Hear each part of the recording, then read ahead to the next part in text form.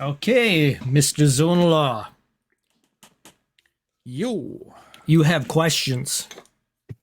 You yes, have questions. How do you prep 4D? yeah. The big secret. How All do right. you? Yeah, so you're creating a situation with the submarines again, kind of like the borrow trauma kind of thing. Yeah, so I guess let's for my own understanding, and if I put it up as a video, Okay. what does it mean to prep in 4D?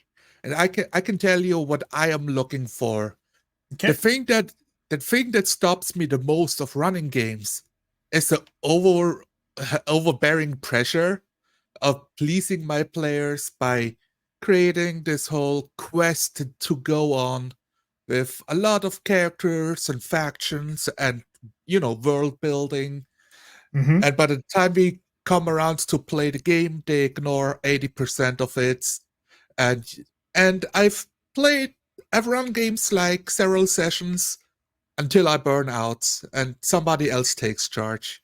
And I've Right. kind Right. of like flounder. Like they ask me, man, I'm still very interested to play, but I'm not very interested to run because we're not exploring all of the things I've prepared. So that's Right. why going 4D, it, not put on railways that the players must experience, but Right. agree on what we want to do as a group, which is having an adventure inside the submarine, specifically to get this immersive experience of, man, something can and will happen on the other end of the submarine, and you have no idea because I Mm-hmm. only describe your immediate surroundings. Right. So, what kind of a feel do you want for this game? A lot of that depends on how you want to have things imagined, like Yeah, giving it an impression of a style of movie or something. You want to be more character centric, with the characters talking to each other, and maybe there's a couple of NPCs on there, which could be you know part of the player group. They might have their own motives and stuff like that. That sort of thing, the intrigue between characters kind of thing. Do you want it to be action? It's go yeah, in where we got to go retrieve this item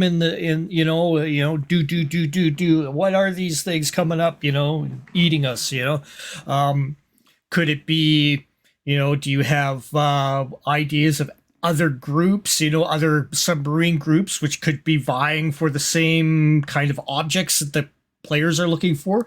Um, these are things you have to ask yourself. So then there's where your prep has to start off. Do you do prep like in yeah. NPCs and you're in the submarine as well? Do the characters have control of this, or is there a captain? Maybe the captain's an Ahab. Maybe he's going mad. Something like that. He's out for the white whale. He's got to get him. Avenge himself from losing his leg in a previous battle. It could be another submarine. Mm, That sort of thing. The other thing is, if you're thinking outside of the submarine, more conflict there. Think about um, the other navigators of the sea. The captains of their own groups. How do they? How are they put together? Is this like a Mad Max group of meddling thieves? Are they gonna, what are their tactics going to be? Those are things you're gonna think about, as far as their motivations and stuff like that. Pirates, that sort of thing. Maybe the other organization is more, maybe another group of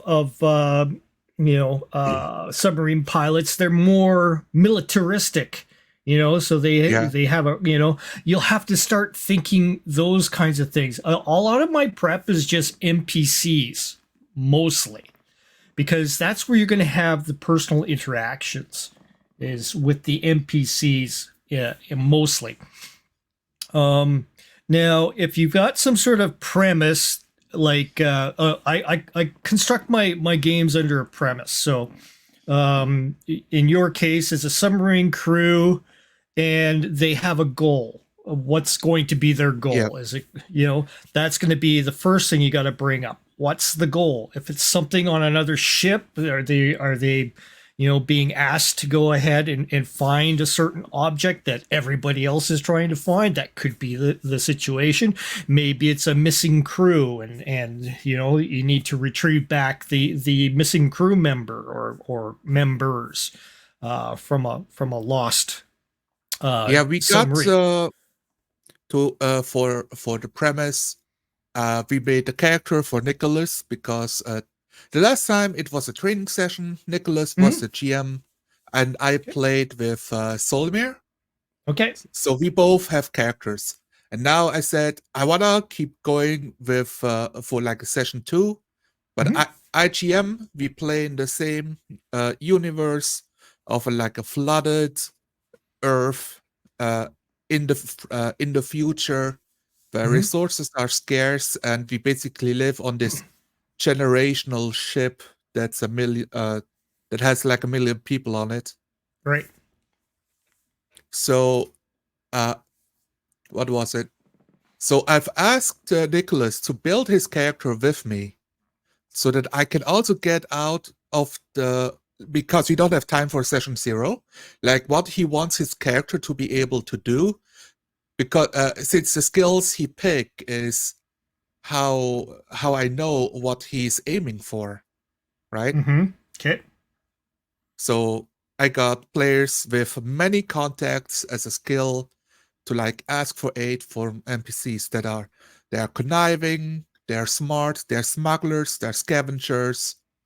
They wanna like rise in the ranks of the hierarchy of like getting into mates, not necessarily the hard way, but whichever way they can. Right. Right.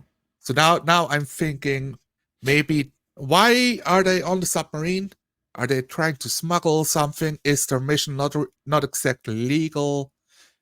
Or other like swimming under false pretenses? Does the Mhm. captain even know? Those are questions I want answered during the game, and Sure. the pushes in the back of my head are either, and I love that idea. I didn't even think of another submarine, like an ambush, or that they could meet during the travel. But having a push for like problems come up for the submarine, but they're not playing captain type characters. They don't play anyone on the bridge or control center. They have talents, but I don't know if they would even know what happens to the submarine if something would happen. Hmm. So like Hmm. having a push, problems show up, like they get a message through, and now you have to move down like 2 decks. You fix a leak or you help somebody. When you come back up, maybe you suddenly see like somebody shot on the floor bleeding out. Now you have to deal with that. And as you approach, the next door is flooded and washes you back into the room. And you have Okay. to, and I want to bring in the chaos and especially like horror aspects of Jesus Christ. I'm like a thousand meters uh in the what's it called latitude in the sea. Yeah. You're beneath the surface, 1,000 meters. Beneath the You surface. know. Yeah. Yeah. Yes. So I want to bring the horror aspects in Okay. of Okay. you don't know what's happening, like you have problems, solutions are uncertain, and the whole crew is stressed the fuck out, and NPCs started dealing with it with their own idiosyncrasies, or like like the worst versions comes to the surface. Hmm. And uh and since the players are playing charismatic characters or people of high standing, people with contacts and plans, that's the thing they deal with. Yeah. So you only have 2 players, 3 players, Two players, two players. Nicholas and Okay. Solmir. Yeah. Okay. Okay. Um, and you want them to, you're basically having them as kind of low rank characters on this submarine. trying to make their way. Right? Yeah, I think so. Like, from what I know of the characters, it makes no sense to give them their own submarine. Mm-hmm. Mm-hmm. That's not something they probably have access to of what we created. Right. Um, Now the thing is, you want them to have a little bit more insight on stuff happening in the ship, right? That, like, give Yeah. them something that naturally forms into insight on the ship. Um, that's easily done by putting those NPCs into the precarious positions of getting killed in various situations on the ship, decompression, that sort of thing. An accident happens, valve pops, goes through the head of the navigator. Now the navigator's all effed up, right? And taken to the medical triage, Yes. in the They're ship. out of commission, and the player character's next in line to stay in control. So a player takes control. Now he's got some insight on what's happening on the bridge, that sort of stuff. You don't have to have a lot of, just write down these ideas. Maybe just a sentence. Navigator gets hit in the head with exploding valve, blah blah blah. Stuff like that. These are all what I call pushes. So I list down a whole bunch of cool pushes that I could possibly be seeing in this situation. It doesn't have to happen that way, but it's kind of like guidelines that will help you through the game to make interesting situations. That's what I do. And it's not necessarily, it's kind of like arranging an array, like a list of possible situations, and instead of rolling a random encounter off of that table, I'm just kind of picking what seems to be most suitable, most dramatic for that kind of situation. And this all depends on the feel that I'm going with the game. Sounds like you could use a lot of like background kind of, if you really wanted to, creaks and groans and stuff like that, whale noises or unknown leviathans out there, that make these sounds and stuff like that to keep the players on edge, that sort of thing. You can integrate that, or you can say that that's what the echo sonar, is detecting on their visuals or audibles, audio in their particular areas that they're in, be it on the bridge or down below in the decks.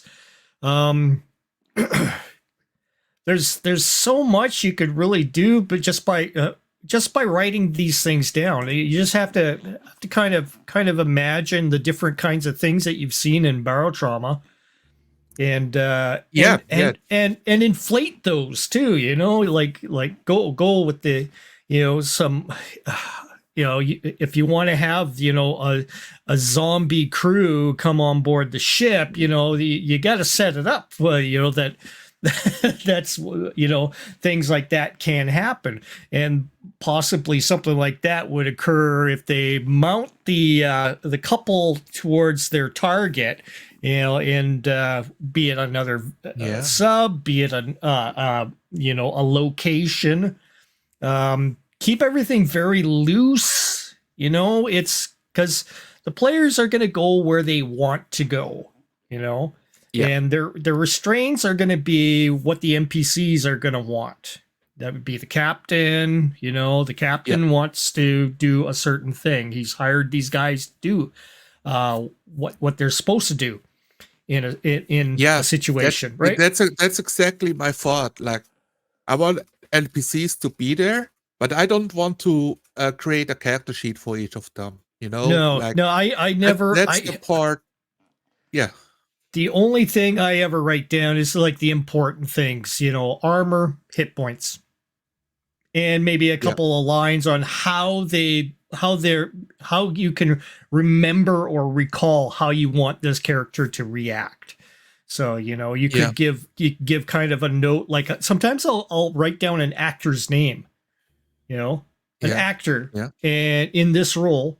It used to be the way that we used to play our characters back in the day when we were playing with my buddy Ted back in the 80s.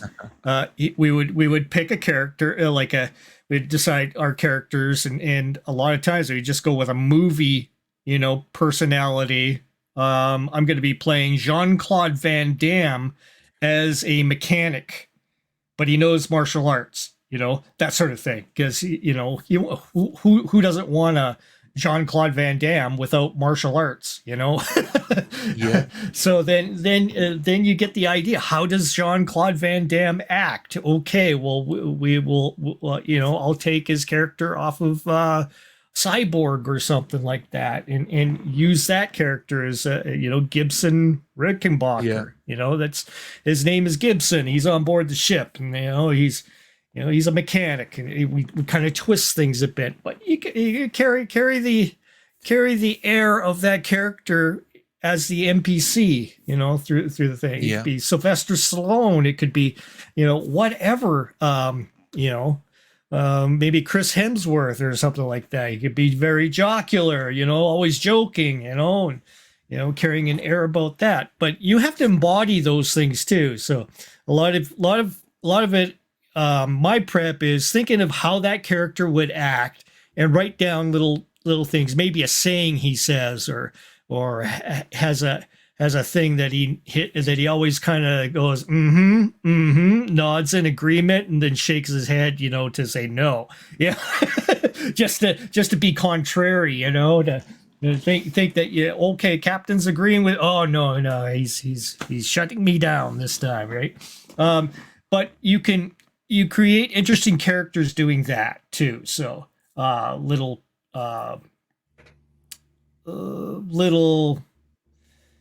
nuggets of interesting quirks that the NPCs would have.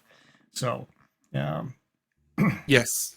that sort of thing. Yeah. Most of my Usually, most of my prep is NPCs, because the players really take to the personal interactions with other characters. So otherwise they're there to die, basically, because I don't yeah. care. I want it to be the players that come out. I don't want my NPCs, bailing them out all the time, that sort of thing. Yeah, that's like because I watched some of the older Crispy videos Yeah. about his point on the DMPC. Like, Yeah. you don't Yeah. want the NPCs to solve the problem. Like, best case scenario, the NPC is a tool for the players to use, not for, Yes. oh, we got a problem, let's ask the captain to solve it. And in times you can, I think it was, you'll watch like the Worlds Without Number, where Horatio sacrifices himself, the cat, Yeah. sacrifices Yeah. himself, which I thought was a very good, because Phil the Thrill was trying to do what he conceivably thought was possibly helping in this situation, taking the heart Yeah. and putting it onto the chest of Max's character. And it took Horatio to sacrifice himself to go ahead. So therefore there was no Horatio anymore, but now we have this, kind of character arc that Horatio took, and it helped bring back Max's character. Absolutely. That I think is cool. It is cool. It didn't feel like, sometimes you can make it feel a little contrived and everything, but it wasn't. As far as I thought, what Crispy was thinking was that was the end of Max's character, and in the midst of Phil doing what he did, he I guess Crispy kind of thought, hey, the spirit animal, wants to go ahead and make things right and does what it can, even though it, there may not have been like an actual spell or some sort of thing that some sort of condition that would be written in the rules as mechanics that would bring that about. It was something cool that happened, and we don't question it. as players. We're just, Yeah. oh, this is great, this is cool, but I'm kind of sad that Horatio had to disappear, right? He's gone. So that was neat. If it was something like an NPC that showed up, saved the players over and over again, that would feel a little contrived, right? You're kind of, that's not an acceptable way to do it. That's how I feel, anyways. When I'm in the game myself and stuff. So keep that in mind when using NPCs. Make sure that they're sacrificial whenever they do something. Like maybe they may save the character at the last moment, but in pulling them up and getting them to the point, they get cut off, by the elevator shaft, that slices them in half, and that was, or whatever it is, whatever situation they're in. So the NPC gets sacrificed, but players live on to, continue on their story, however it's going to unfold. So you could have all kinds of, interesting things. This could be, maybe the submarine turns upside down and suddenly it's issues are happening. The submarine's sinking. We have the, Poseidon adventure happening inside the submarine. Now the players have to make their way from because they were in the, in the bridge. Now they have to make their way into the bowels of the ship, which is up top now. And they have a hull breach. Like a third of the ship is flooded with water, and it's the back end. So now you have the whole ship submarine tilted to one side, and you have to climb the walls or like slide it down, and hopefully don't get crashed by tools and other people flying past you, or like eaten by the exotic looking mutant flatfish that come in through the hull. Oh yeah, and they start, exactly. You got or eels and stuff like that. You got all kinds of things you can work with. The electric eel that made it to the comms room, like short-circuiting everything. All kinds of things you introduce. This room is off limits unless you guys want to figure out a way to get past it. So you better not show this video if you're gonna go ahead until after the game. Yeah. I'm keeping this definitely for myself until we played. Cool. So yeah, I would be thinking in broad strokes and writing these things down. Just some ideas. And I mean, you could always, I don't know, you got index cards. You could always throw stuff on index cards and just pull up an index card if you really wanted to randomize it, but not have to, pull out a bunch of dice and roll them and then, and check to see. I prefer cards, seriously, when it comes to something random. So that's the way I roll. I don't like to try to make my decisions any longer by implying a dice roll. So I want it to be kind of automatic what I bring in, it's going to I'm going to give them clues. Something's happening. They hear something in their ship. It's getting closer and closer. It's causing, more angst and horror, inducing horror on the players, because with their own imaginations, let their own imaginations conjure up what's the most horrible thing that they can imagine, with tentacles, as you described, the tentacles withering through, black and slimy and all that stuff. Just give little nuggets of information to kind of give their brain something to latch onto, and they're going to be starting to think of what these tentacles look like. Don't get too descriptive, but get descriptive enough that it pings things in their heads, their imagination, and that way their own visuals in their heads kind of come up with the horror that they imagine. Everybody's visual or mental picture of horror is different. So some people don't like blood, some people don't like tentacles, some people don't like holes in pores and stuff like that. You can describe little nuggets of things, the players will go ahead and imagine things as Yeah. horrific, as they would, by your gentle descriptions. So don't get too crazy. Let the players fill in all that stuff. And is this I going to like be I like? like to be detailed, especially if something is supposed to be like horrific.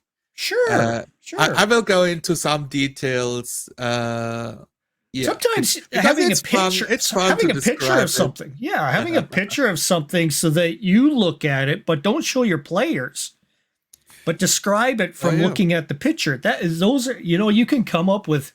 I use AI for a lot of stuff, so sometimes I'll conjure up pictures that I'll just describe. I won't show them. I only make pictures to show somebody if there is. I have to have a full on cohesive idea for all the players to kind of follow. So, yeah, for example, the ship that I did for Centauri, I wanted to be that all the players see the same thing. So I gave the pictures of each of the room. I did not care what they find in those rooms. Okay, that's totally up to them. yeah, And I did not care how they arranged those rooms in the ship, because between going from you're going to be going through Nicholas to Solmer, yeah, as you're going through with each description, including your own, that's going to start filling out. So it in any yeah. location that they're at. I Exactly. As a game master in a 4D situation, never ever worry about where stuff is placed. Let the players place everything. Okay, it doesn't matter to me if in the common room, on the deck where they're all, in the mess hall. I'm imagining a mess hall. I'm imagining a big long table, a bunch of chairs or something like that. Yeah, All metal and everything. Easy to clean. Like I'm imagining a cupboards and cabinets, all along with the tools, banging and clanging around, the flippers and all that stuff for yeah, hamburgers, that sort of thing.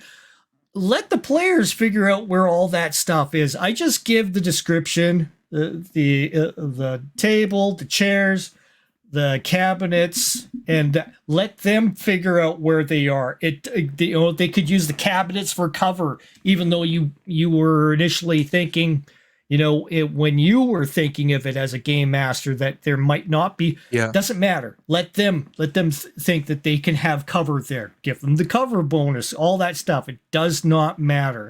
That's how I go about my games. When I Gotcha. described in our practice with you, it did not matter to me where you thought the exits were. You know that there were 3 exits in total.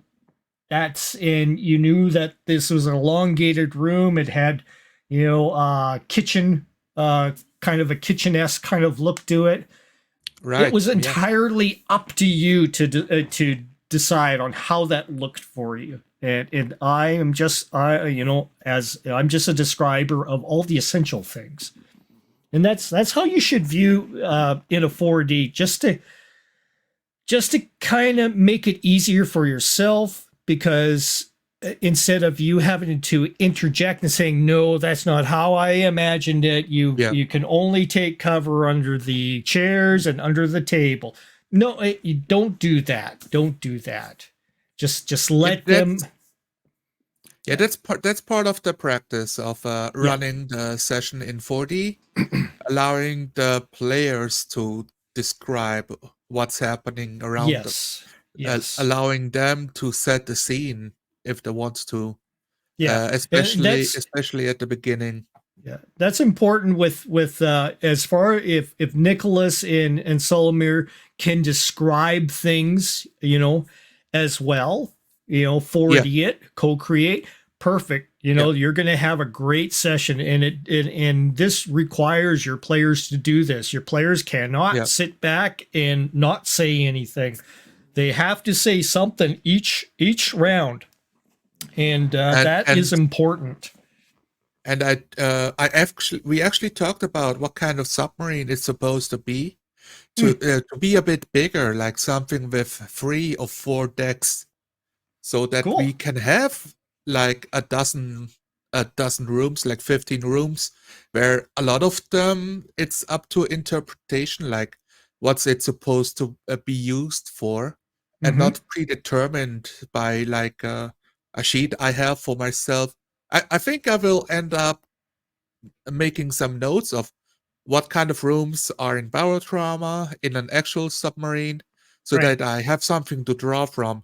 But then the Cool. players can like open a room to their to the like the barracks for the crew to go through their bags to pull out a pistol.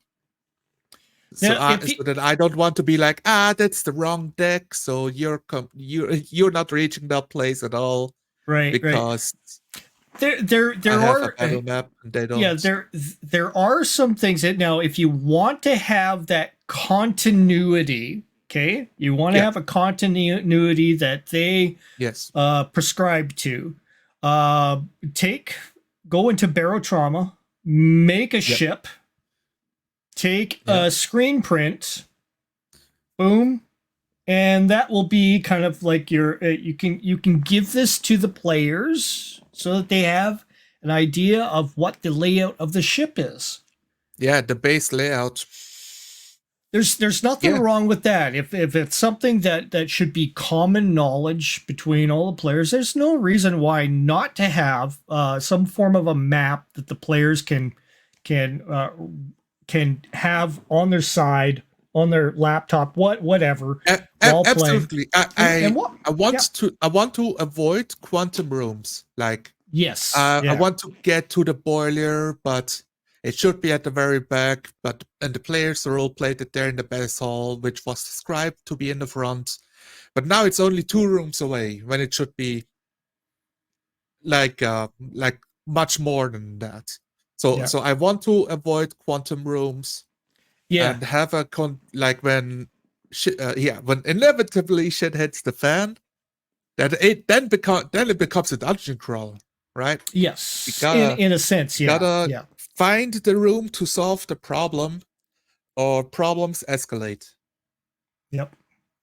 I remember a situation happening with when my players were going through a um, traveler game. It Yeah. was Mr. Max and a whole bunch of. We decided to do the one where they were wearing the Dune kind of armor, with the shielding on them, and it was all combat all the way through. Oh And yeah. Phil, Through the ship. yeah. Now I Yes. described that they would have to go through the elevator, through a containment room before they entered the bridge. Now, Yeah. um, now Phil thought he would be going from the elevator into, opened up into a mess area, which they had a combat with. He thought he would have to go through this one door and he would be right in the bridge. But when he Oh. reached that and opened it up, he realized it was the containment area before the bridge. So it's kind of like a safeguard area where they would interact with some security protocols. So there would be, Buffer. yeah. Make sure So that make sure that you keep that continuity, even though the players in that kind of a situation forgot that there was that room in between that I described before. If I describe it at first, saying this is the way that you would need to go to from A to B to C, that's how it's going to be. They can't go from A to C unless somebody's cutting bulkheads and going, circumventing, through some other way, which could happen, but that would be up to the players to do that kind of thing, But I did stick to my guns. I didn't say he was wrong. I just said he opens as the door slides open, that this is what he sees as this is the security containment area. Giving the players what they want, Yeah. because they're looking for it. But in this situation, they have like the challenge has not been solved yet. There's Exactly. still the Yeah. security to deal with. Yeah. So So yeah, just stick with your guns with what you say in the game, because in the yeah, sense, Solomir might be thinking, yeah, the bridge is just past this, but Nicholas yeah, might be remembering, oh, there was that security thing that the game master described to us as we were looking at the plans.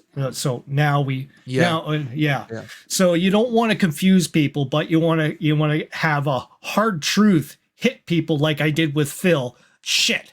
Yeah, we still have the security to go through. you know. Yeah. So you'll For have sure. those moments which are cool. They're cool moments of, oh shit, I forgot about that room. You know, it can happen to And the best of us. I forget rooms around where I go to. So yeah, it's bound to happen. Try walking and through a hospital and trying to remember how you got into the spot and then make your way back. You're always asking, the nurses and everything, which is the way out? You just get so turned around in those places sometimes, right? So, exactly. And I don't want to lose that element with showing an exact layout. And I mhm. believe the best way to do it is to use StreamYard, or like earlier I would use like Roll20 to like have a page open with the exact layout, Yeah. In to StreamYard, clarify and then to take away, like, okay, now I'm taking it away again. You have a rough idea, but I don't want you to memorize it and turn it into a battle plan. so this is what I do is I bring up a slideshow and Yeah, I can show all the different spots in the ship as the players are going through it.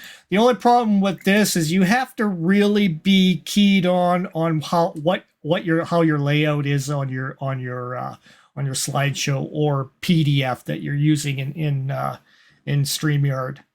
So if you because it's very hard to see what the actual slides are when you hit the drop down menu and go through each page. yeah. So I'm going to page 22. I don't know what it is until I get there, and then boom, it's already up. Oh, I see.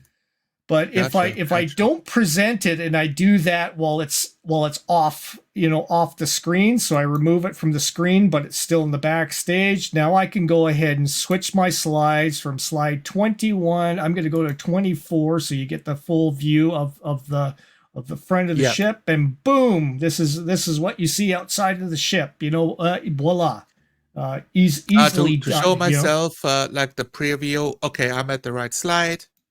I'm not at Yeah, the boss slide. That's the big plot twist that I definitely don't want to show on accident.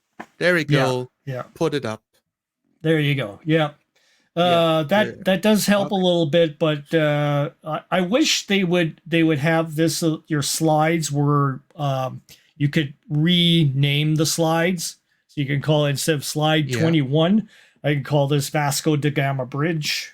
That could Oh be yeah, what it's totally. named. And that would help me a way more. But future features of StreamYard could really help in adding that to us role players getting into using it a lot more. But yeah, do something. You could definitely do something like that, or have the picture of your ship layout, present it that way as well too, Yeah. through a Yeah. slide. Slide doesn't have to have multiple slides. It could be just one picture, easily. Yeah. I don't want players to get lost and confused on how do I reach this room because I forgot where it is on the layouts. It's like you can make it to the room. So I'm making my way to the medical to get my arm fixed up because I'm bleeding. Mhm. So looking around, you spot the red markers on the wall, uh, and they lead down to the, like, whatever the door is. But I'm trying to think, like, how do I lead them towards the medical Oh room yeah, without sometimes. describing every door they have to Yeah. pass? because then we Uh, get hung up on the doors all the time. yeah.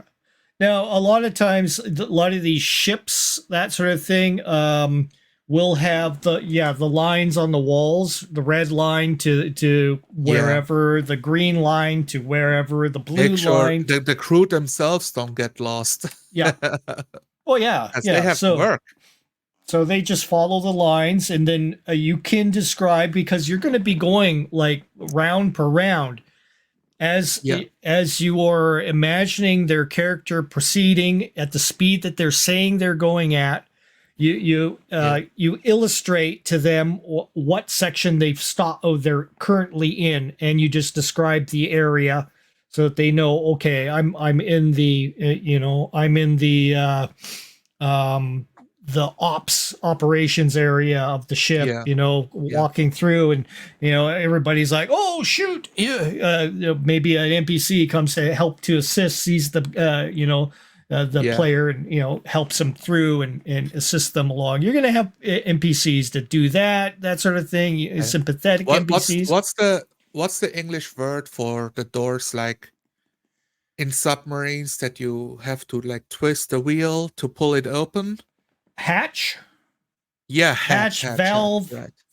hatch, iris valves. Yeah, you reach the Pressure hatch to the valves. lower deck. Yeah. And because I know they are running for that, to describe that you reach it, and stop at that to allow the players to say, I start twisting the wheel, or however they imagine it. I clink down the side like you would with a door. I clink it down to pull it up. Yeah. I listen to how the players are describing it more so. I tell them that there's a hatch in front of them, so they can imagine. Okay, I'm going to grab the hatch and start. Now they're thinking a turnstile, or they could be thinking the wheel with the little handle on it. They could be How you grab the imagining handle to rotate. Yeah. Or it could be a button that they hit and it opens. Sure. Yeah. Sure. Absolutely. If there's a button with my phone's going crazy.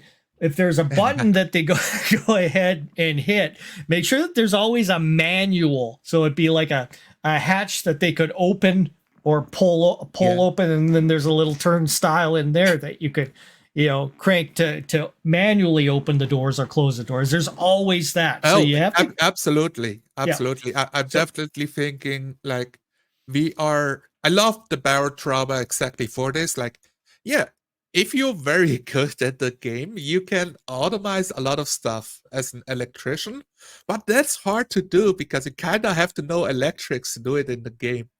Right. So you always have the mechanics way to deal with a problem. You just like bust the door open, or you weld it open. Like, you will have access to a button to press, or like a safety thing where you disable the hydraulics so that it stops having pressure on it, and you can like weld it. Not weld it. Like, pull it open with a crowbar. Right. Okay. But still, the designs should, in my head, the designs are like, it's a submarine. Water is supposed to stop here. So you have to go out of your way to open it. If the normal electronics don't work anymore, because it's a safety measure. You could also have some sort of some sort of a pressure indicator behind. It senses the pressure on the other side of the door, so it could tell them, just by looking at through their training, that they would know have that it color coded, like something easy to recognize immediately. You look, you're the door rapidly approaching you at such a speed behind a big gush of water. Grang. Yeah, that's it. In the face. Valve turns from orange to red. Yeah. Have some sort of indicator, saying that behind it's pressurized or unpressurized or overpressured, underpressured, whatever. Yes. But But as far as the full prep thing, a few pushes, give a couple of ideas. Like, if this was me prepping it, I would definitely have some sort of layout for the submarine. Would be very cool because you want to keep that consistent. Personalities on the ship, definitely like the captain, and a couple of characters that stand out. Not so much for the other mooks that are on board. You might have the security guard, or that might be taken up by one of the player characters. Have the player characters performing definitely cool, functional jobs where they do control a few other people below them as well. The other mooks.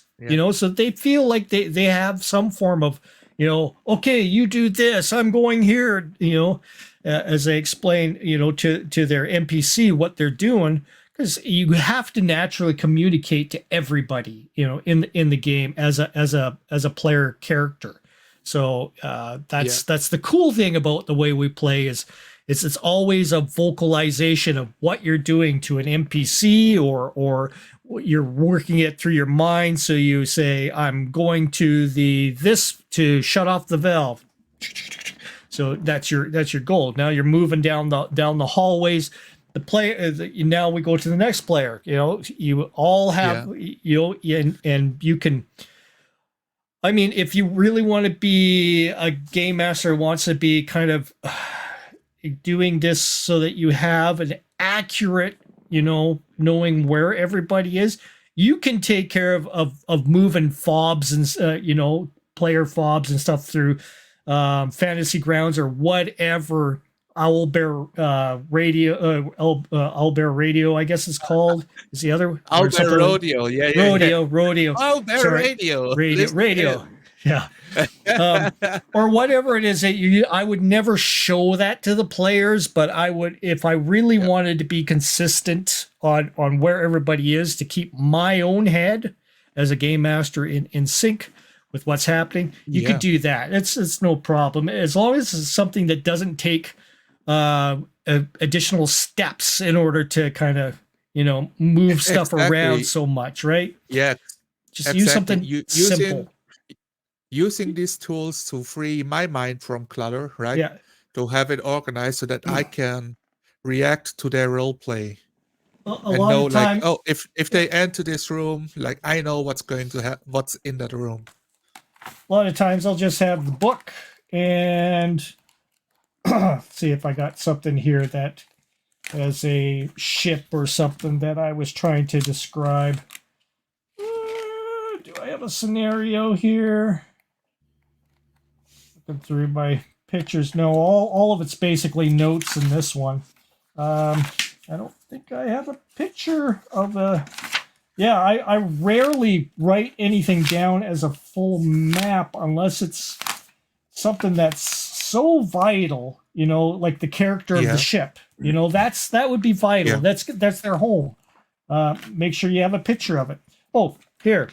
Just a little simple map that I did here. It's very basic. It's just a few lines showing just an idea of where this was the game that I threw my guys in Traveler once, where they were all on this vehicle that's going to Junction 9.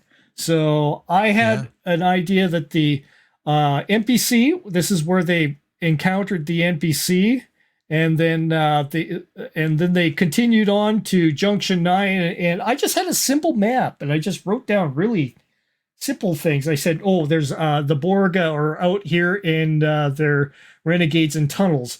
And I have another thing for Jugger's Depot. This is where Jugger lives, and that's the vehicle that they commandeered. Jugger helped them out, but Jugger gets shot along the way.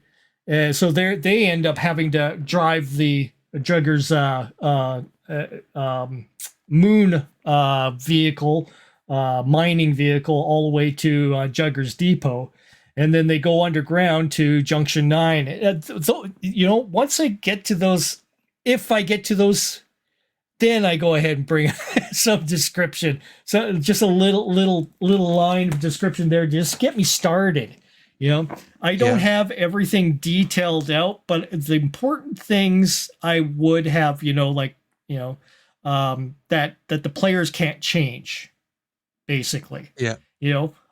City locations, where their house is to the city or countryside, all that stuff. It's got to be consistent, in a way, but you don't have to go crazy anymore, like you would in the way you would do in a 2D game, because in a 2D game, you are the one explaining everything. You are the one telling the players their actions and everything. You are the one, Yeah. basically playing the whole game on behalf of the characters. No, in 4D, 3D, 4D, the players take that role. They are deciding where they're going and getting clues from NPCs, whatever, in order to succeed in what they want to do.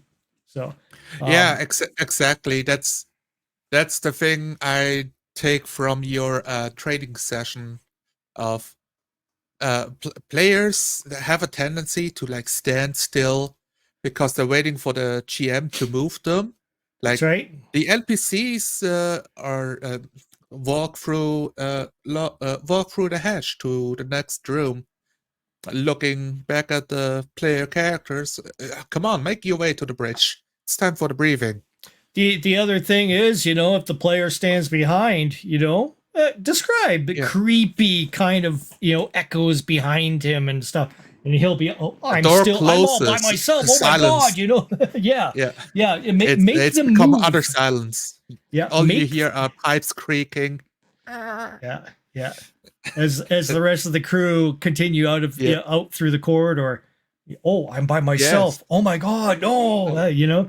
I could be the next victim. What do I do? What the character? Yeah. I was thinking the GM will just move me in there. What's happening? No, the players got to move. Can I just hide? Yes, yeah. I'll just hide in the corner now. Where's the next torpedo tube? I'll put myself in there. Yeah. So now it's up to the players to do that. So you are just merely describing things, and keep your descriptions very, very simple, very brief. Let the players fill out everything else. Always basically say you're agreeing to whatever they're seeing. Their mess hall. Mess hall. They're gonna be. You're gonna find a knife. You're gonna find some sort of a reasonable thing as a weapon there. I don't care as far as the game master goes. It's cool. You find you let them describe. They grab the weapon, the knife out of the cabinet. They know where everything is. They're part of the ship crew. So absolutely let them take the narrative. Let them enjoy taking the narrative.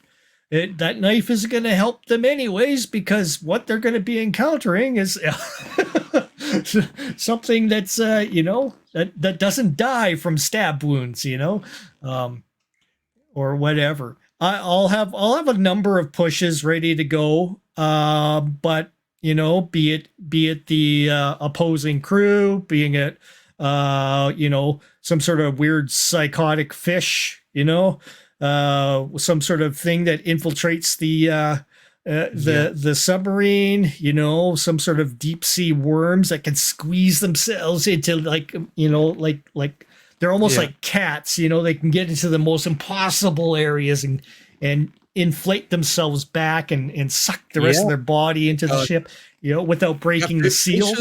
They don't need a lot of bones on the water because they float. Yeah, it can be weird alien crazy creatures. Like the door is closed shut except like for the centimeter gap. Like 5 minutes, the whole creature has made it through. Yeah. Nobody's in the room to stop it. They will just make their way. That's right. You got microscopic, agents too as well. There could be a plague running through the water. Some sort of virus. Yeah. All kinds of weird stuff you could just throw into the situation. Let it happen.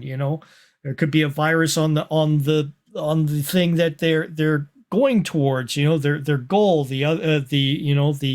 um, be it a sunken ship or something like that. Maybe they're going to go pillage something. I don't know what your plan is for them to encounter, but I don't know what their plan is.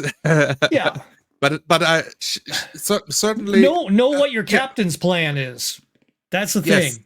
Since he's the yes, one running the ship, he knows exactly where he's going, and that's his plan.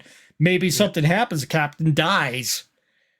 Like Now the I got this players take picture. over. I love I got like the wallpaper art from Bar Trauma, so I like this one a lot of Cool. oh yes. We are trying to visit a station, but by the time they arrive, all they get is a SOS ping. And Mm-hmm. they got as they get closer, they realize, oh god, it's sunk. The whole Right. station has been flooded, and approaching it, you see the tentacles approaching. And like maybe they don't even see it. All they hear is the guy on the comms like, "Oh my god, what is this? Those tentacles are huge." Yeah. as Yeah. you sit in the ship, like, what's happening? Like, what's going on with the the away team cameras making their the way? cameras will always show Yeah, something. The big red eye looks back at yeah. you in the camera. Bubbles Then the camera cracks and you don't see anything outside that's it. anymore. Yeah. I mean, this You have shit's to yeah. intelligence. Somebody has to go out there and fix the camera because we don't see shit. Now, yeah, that's the cool part of the horror. Now they only see Yeah, a slight visual of what's happening. It's got tentacles, it's got a big eye, it yeah. breaks things. You know, And we're next. yes, like you're the submarine. If damage happens and you start flooding, and Mhm. nobody is immediately responding to fix it, because we're starting with like 20 people on the ship, going with like multi-deck design, 4 decks or something. Their mechanics, they will go to fix it as they get the info about it. Now, if the What? guy in the comms is knocked out and something breaks open at 2 places and they don't get fixed, now you start rapidly sinking and the pressure Right. increases and everything becomes horrible very quickly. Yeah. All of a And maybe sudden, these is deck pushes. 3 goes dead. Yeah, Silence. Oh shit. yeah. The Let the water, players decide what they're doing. the jet stream cut through the electrics that usually would like get the comm systems of every room. Like you have a button you can push to talk to the bridge, so they know what's happening, and so they can send something. Like, no, those are cut. Somebody has to go there to inform people now Yeah. until the electrics finds where the virus cut. That's right. And then you have, somebody's got to do that. Well, Yeah, does the player assign an NPC to do that, or does the player do it himself? Those are yeah. decisions they have to make. They But have to judge, I is the just, NPC competent, or like do I they trust him? yeah. He goes there, and suddenly you hear screams Oh my god! of Jack, that the guy you sent. Oh my Yeah. god, it's got big red eyes. That's all you hear. Static. And the next thing is just like the sound of a ghost crying like through the ship. "Ah," and Yeah, then yeah. silence.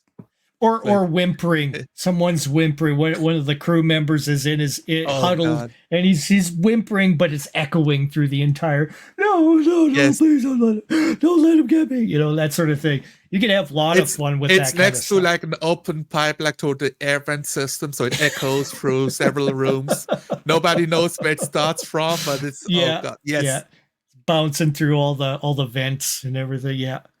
Well, yeah, you can have a lot of fun with that. There's a lot of fun to be had with that kind of concept and everything. Yeah, you just set up a few pushes, just enough to get you through the. However, what are you guys going for, a 90-minute or 2-hour session or more? Yeah. How long's the session? Oh, the session. Well, I always go for myself. I block out 4 hours of play, 4 hours. Okay. to Oh, show up and play something. And the 4 hour limit is where I draw the okay. line for Okay. myself. But I Um, guess I didn't set any expectations, so I should just tell them. yeah. With two So players, I think 3 hours, and then a possible fourth hour depending on their personal situation. And I know s- Solmir has responsibilities and kids, and they get in the way of his roleplay yeah. sometimes. Yeah. So Gotcha. So, just for kind of a guideline, every half hour of gameplay, make sure you have a push. So if things are proceeding naturally, through interesting character conversations back and forth, that can go on for an hour as long as it's interesting. You're developing character. Uh, some sort of thing is happening, but it's not the overarching kind of problem. But the players are working very well with each other, and they're yeah. reflecting back. Let them do that. You don't have to have a Oh yeah. push in there for that half hour. Let them go for whatever it is that they want to do, conversationalist kind of stuff. But it definitely has to be interesting. If it's starting to get into that awkward, that's when you bring in the push. Just to give them, oh, suddenly they're all kind of focused now on something that's happening. The sudden turn of the ship lurches to the side from something. Um, that could cue them to, well, they got to find out what this is, and suddenly the klaxons are going on off, and Yeah. you hear reports. Make sure you have an idea what the captain's going to say, to his crew members, man all battle stations, blah blah blah, or whatever it is, Yeah. however the cadence is going to be. Make sure you write that down, all that stuff, so it's consistent. I would, anyways. The orders, you would have, make sure you write down the words for different things for the alarms, klaxons. Make sure you mention the tape on the walls or on the floor that indicates different areas that they follow, the different colored tape. Just write stuff like that down so you keep it kind of consistent, that you don't forget yourself and that the players don't forget. It's something that you could remind them in the description all the time. The captain's going to have a certain way of saying things, about breaches, about this, about about any kind of contingency that you could think of that you would put upon the players. Make sure you have an idea of what the captain's going to say, to keep him believable and consistent, because he's going to be the most important thing until on the ship until he dies, and then the players are going to be basically deciding on what's happening. If the lieutenant, maybe the second command just totally breaks from his commander dying, and therefore he becomes crazed, Yeah. and so maybe he goes off the deep end and starts doing odd things. you know Pun intended. these are pushes, so write down Yeah. these ideas that could happen. um that's all I can suggest, because that's basically how I do it. I have figure out how long it's going to be. You'll have 8 pushes. I would Yeah. organize 8 pushes for that entire 4-hour session. You're probably only going to use Yes. maybe 3 or 4 of them at the most. I would Absolutely. guess. That's been my experience when I've started to organize my 2D play more, Mm-hmm. because I want to give my players complete freedom of what they Yeah. do. Yeah. But because they tell me what they want to do, the way I used to do it is write down 8 encounters, and I know I will reach like 3, Yeah. maybe 4. And the other 4 I just don't use because they never reach that place. We're stuck role playing. Yeah, exactly, and it's stuff that you can carry on for the next session. You see, that's all your prep are Yeah. already done for you. And plus, as they are doing things, they may slight a fellow crew member. So you remember that crew Yeah. member's name, who he was. He'll remember that Yeah. for that'll be a push later on where he says, Exactly. "Fuck you The guys," electrician, or whatever. Yeah, the mechanic that you treated like complete trash because he's a lower decker at the start. Now he doesn't want to get in the room and like yeah. fix the jet water jets that is entering the ship and filling it Ca- up. No, he's yeah. not going. Captain's dead. Fuck you guys. He's devising his own plan with his own friends, and they're going to get Yeah. off the ship, and they're going to take one of the one of the two escape pods. Oh no. So that in itself becomes Yeah. maybe the entire story. Like it all depends on what the players are doing. I know when I used to prep 2D. It was mainly because most of those game systems are grind systems, grind for Yeah. experience points. So you have to have things Yeah. set up for them to grind against. So we have, the troop of goblins, Exactly. and then the kobolds over here, and this and that. And I have to make sure they see all of them so that the players can get their experience. Oh yeah, I threw that yeah. away so very early when in my D&D games, and I just said I've used the milestone system of. Well, I guess I don't use it the way the game intends to, but like Mhm. if you actually solve the mystery, hey man, that's the level up. Like Right on. Yeah. if you guys solved the problem, you went into the dungeon 4, that's the level up. Or you get the level up just before you enter the last quarter where you actually fight the boss. Because I want you guys, now that you've explored most of it, get the edge of the level up to enjoy and to use during the combat. Right on. Yeah. Because we went through the exploration, we had some role play, we had some combat. Now you've learned, now you get the cool extra tool to use for the final encounter and also Yeah. increase survivability. Now remember, keep everything as role play. Everything is role play in the game, from the combat to the interactivity to the looking, searching. That's all role play. It's all got to be role play. You can't switch out. Make sure you always stabilize that idea in the way that the game runs. Yeah, it's a lot different than creating a grind for the players, making a 4D game. It's a lot easier for you. There's a lot of satisfaction to be had between the players, not just from what the game master is implying in the game. It's from the players interacting with each other as well. So you're getting that support from the other players too, and it works very well. Absolutely. Yeah. You don't have to, you don't have to shoulder the whole thing yourself. Yes. Just have the notes there for what you need. The creatures, like you can write down that they're going to die within 1 hit, 2 hits, 5 hits, whatever it is. I let the players roll damage and all that stuff, so it gives them a kind of in the frame of the mind how much damage they're doing, and stuff. They realize, oh, those bullets are like firing right into the thing, and there's and you can describe the bits of flesh coming off of it, and that's what you would do.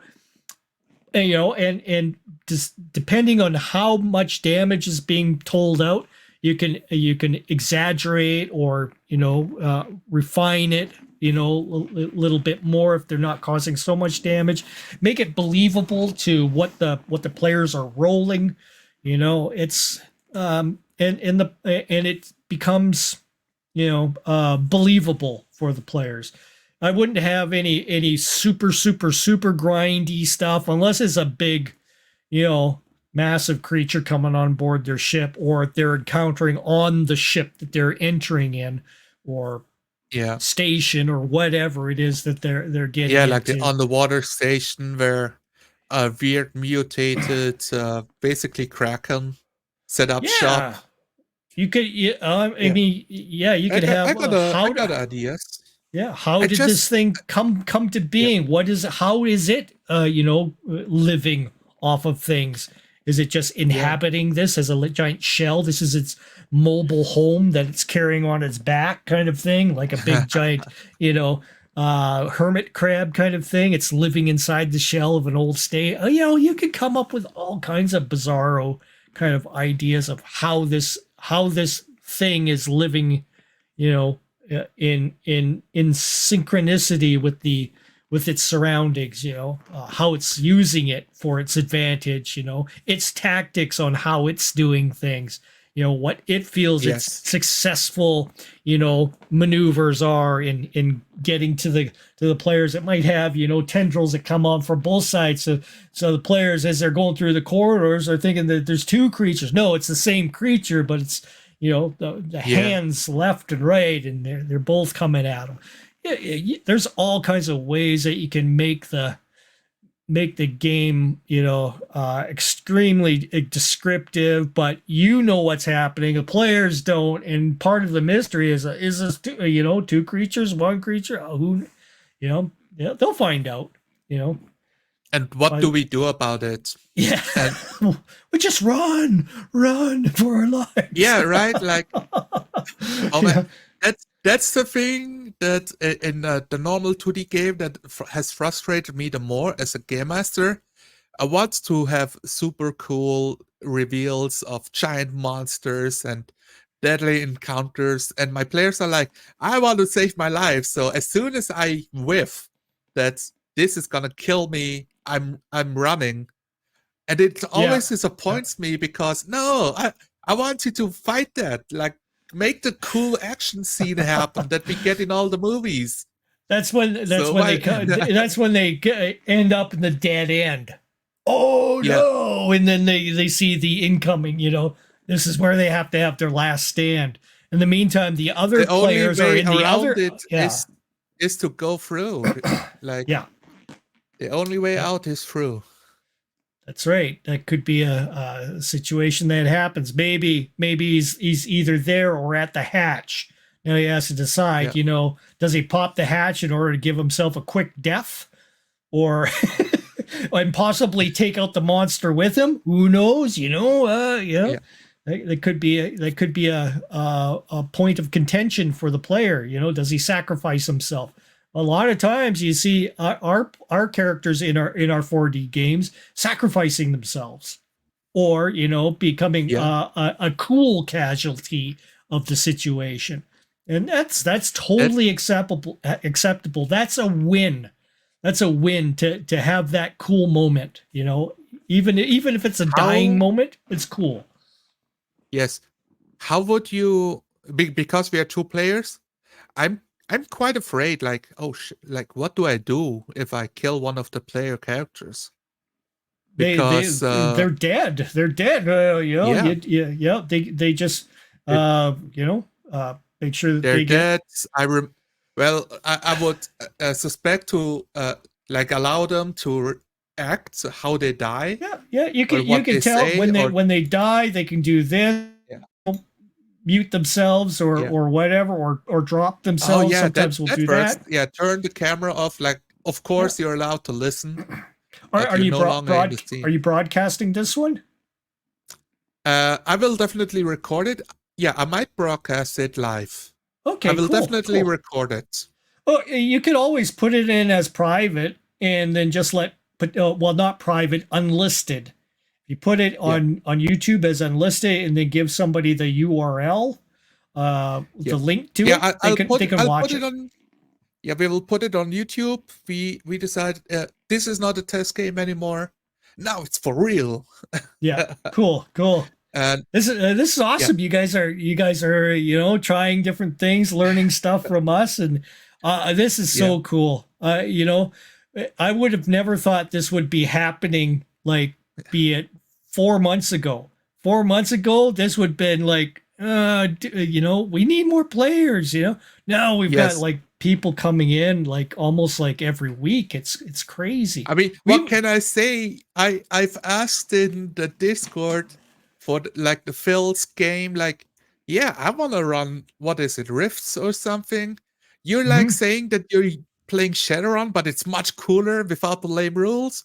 That's exactly what I want. And Yep. he said, Yep. but you don't have a 4D video on your channel. Like, no, Now you're gonna have video. Yep, that's the thing, is get your videos let out, me in. Yeah. I'm But coming. that's the thing. That's called the vetting. It's a natural thing. Don't think Yeah, you're the only one, but I know. everybody Yeah, who's basically green on our server. yeah, Once we see that, hey, you guys are doing great on your own, I'm going to go ahead and flip you guys to 3D entity at least to get you started, and absolutely. Yeah, and then Phil can decide on whether or not he wants to undertake you as a for you'll have sure. the evidence right there. I mean, Maybe he'll right ask to now, become a player in I'm your game. glad. I'm sorry. I keep interrupting you. Go on. Oh, no, he might decide one day, hey, maybe I want to be in Zolar's game. So, hey, Yeah, it's something that you present, you show others, boom, other people are going to be yeah, intrigued, and you'll have that proof out there. That's awesome. Yeah, we're once you get a video out of you actually in a game session playing, showing how you're doing the 4D, and then yeah, do follow-ups on it. You guys did a really good now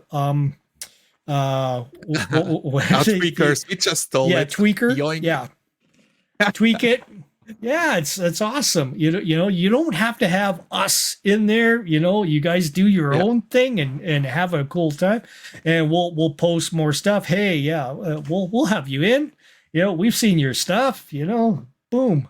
yeah, yeah. Join us. Yeah. I well, I'm glad that Phil refused at the start, because the more I thought about it, it's not just playing the game once a week. It's being in chat and checking if something was asked that I should answer before the Mm, next day. Which right. like all the messages happen between 3 and 6 a.m. my time. And Yeah. I that's when you are all off work, like you had dinner, you are Yeah. chilling out at home, you can prep for your role playing. I'm asleep. And if I'm not Hmm. asleep, I should be asleep, because it's a mistake staying up for me. Oh So it yeah. makes it Yeah. very hard for me as a player, as a participant, to be active in the group, and very Yeah. frustrating for a game master to run the game. And I know that Yes. feeling. Yeah. So at You know, first I was like, yeah, I can do a one shot. And after he said no, and I thought about it, like the next day, like, oh no, this was a mistake. Like, I'm glad he said no. I yeah. was setting myself up for failure here. Yeah. But, do the baby steps, get through it. Shauner ended up taking on Solos and the Tome of Lime. So he had a role play session, practice session with those guys because they're from Cool. Australia. So Yeah. and Shauner's used to people in Australia. His last 3D 4D role play group was from Australia. So I said, okay, Yeah. Shauner, can you do this? And I was super grateful that he took them under his wing and did a practice with them, which worked out really well. He said that the That's both of good. them worked very well in the game. They knew from our examples how to do this, which I thought was awesome because when I was learning this, I had no examples, none, not even from Shauner. Yeah. I had to go through Shauner and do the baby steps as well with Shauner, and Yeah. it was a Figure out what works, play it yeah, out, and then talk about it. There's no there's no secret remedy, right? There's no special sauce. You yeah. gotta role play it out and see what people like and why they liked it Yeah. Yep. or didn't. We have some more people coming on board, hopefully. So I've Yeah. been talking to Chursella, which she's got her own channel. I think you might have seen a couple of Shauner videos with her, showing her videos and Oh, okay. yep. So she is interested in in possibly a weekend game. So that should be in a future thing once we get that together. But yeah, there's a lot of people out there that are getting more interested, um, I and it's definitely, cool. and for me, it's definitely a bucket list thing. Like, I want to play with Mr. Max, with Phil, with Yeah, Crispy. You know, you I will. want. That's for me. You know, you got a main cast going. I want to be Yeah, in there, but I don't need to be in a yeah. I don't need to yeah, be in a campaign because the time restrictions makes it unreasonable for me and yes, for you guys. But if I can play in a one shot and have a great time, and also not be the guy that drags down like the whole dynamic, because it's hard. It's yeah, hard yeah, being bringing in a new player so yeah. that it feels natural and not Yeah, forced. Like, we yeah, we had that issue with when we had Doc yeah, come Doc in, Flamingo. Doc Flamingo. I did make a Not video about you disparaging the guys. guy at all. I thought he's a Yeah, nice guy and everything. He's very cool, but he yeah, tried and realized it's not as easy to get out of the 2D headspace, when you've been playing that way for such a long time. So we are yep, trying to yeah. avoid that situation again, because that's what I think Phil was probably thinking. Yeah, it's a guy who wants to Yeah, get into it, says he's going to try, but it does drag exactly. down. Yeah, it drags down the immersion from that player. So they usually get killed right away in some sort of unfortunate circumstance if that Yeah, happens. It's kind of something that Abe was doing with one of his games, talking about games. Abe, he had games where it was horror games where if you mess up in how you describe something, if you don't describe it in character, you're going to end up dead. So yeah. it was part of the mechanic that he worked it in. So um, that's how we kind of resolve certain things. If you're not playing up to par, yeah, you're going to end up being either NPC'd or killed. You know, and we don't want to have Yeah, that happen. But we want to make sure that everybody's trained up. Before they hit. The rest of the guys, and because we are supposed to be the examples of how to play yeah. 3D, 4D. So we want to keep that, that I know it kind of sounds elitist or whatever, but I mean, we got to let me be, say it yeah. this way: when you play the games, and I think I watched all of them. Maybe I missed a couple, but I can see play this day. Every session, something changes. You have a new mission. You're trying something new. You bring it into the game. You talked about it beforehand, what you're trying. You talk about it afterwards, how it went. And I can see, like, within a couple of months, Crispy changed so much from He did. describing everything in so much colorful language and like flowery language to focusing, honing in on key details that makes him stand out, but doesn't take a whole minute to describe.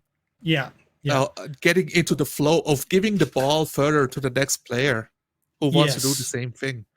So if you're gonna do a full on description-y kind of thing, do what Crispy does and have that at the beginning, like to set the tone and to set Yeah, the whole setting, and then now we're into the players themselves. Boom, the characters and how they interact. Make that very yeah. subtle descriptions. Let the players carry on in their co-creative, abilities to work well in the system. And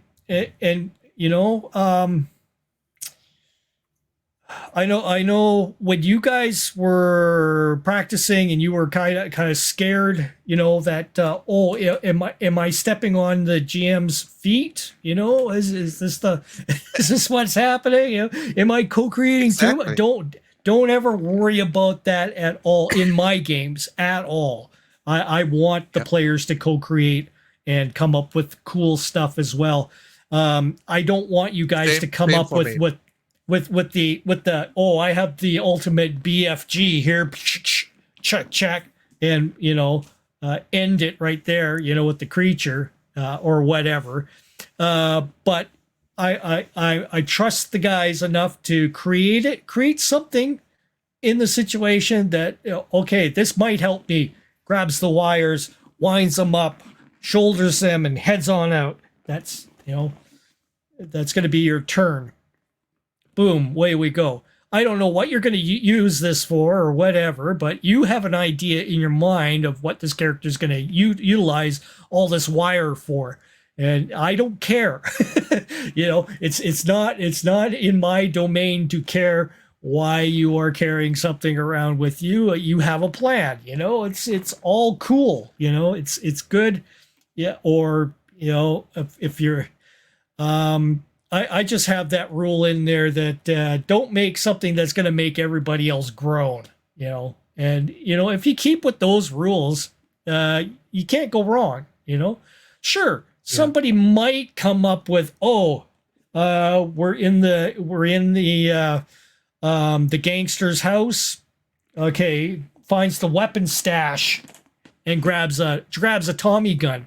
Now he's with the that's fine. He's in the gangster's house and he's bound to have other weapons like that. Sure. I found his bundle of coke, which is going to make me rich. Sure. We've had all kinds of stuff like that. Yeah. We didn't take advantage of it. Yeah. We just played around with it. It was just set dressing. It's just and I liked it because especially in your gangsters game of Phil's character wanted the quick cash. Yeah. And then Mr. Max pushed back as we are professionals. We are setting a standard for all of the other gangsters. You're not doing this under my watch for good reason. And giving his reason. And having Phil and Max talk it out as a scene was very fun to watch. Yeah. Because that's the points where when normally players would break character to say like, guys, we're not looting here because that doesn't make sense for our group. And so now they're talking out of character if they shouldn't. I mean, it's so much more fun to watch the characters argue. Yeah, it was in the same breadth in that game. Phil was trying to convince me to do something on the airplane and stuff, but my character is the Colombo family. So this was my family. This concerned. So as far as my character was concerned, he would normally go on an excursion with Phil's character to do something nefarious, but because this is my family and I have to help clear my family's name, this was important to me. So I couldn't under good conscience go against my family and do something like that. It makes an interesting dynamic with the characters. So you see why I don't, proceed to do nefarious things when it serves my family. It? Visiting Miami and not even going to a party. What torture is this? Well, we had our own party on the yacht. So me and Nick were having our heyday on there. Oh, that could have been that could have ended. We could have all gotten onto the ship and taken the ship out as our escape vehicle. That could have been a thing in that one too. There are just so many things that one could have went to, but it ended the way it did, and it was good. It was a good session. We had a lot of fun with it. We explored our characters way more and had a great time. I had a good time with Nick. Absolutely. It was the first time we got to play with Nick, so it was cool. Oh, real? Wait, Nick was from Black Lodge Games, yeah. Oh yes, right. He's I yeah, just, because they always he calls himself young Steve Buscemi. That's all I know. yeah, I don't actually know what he's actually called yeah, because it's either yeah, Steve Buscemi or Black Lodge Games and not Nick. yeah. That was yeah. It's funny. They embraced the hate name that they got. Yeah, Yeah, that's good. But absolutely. yeah.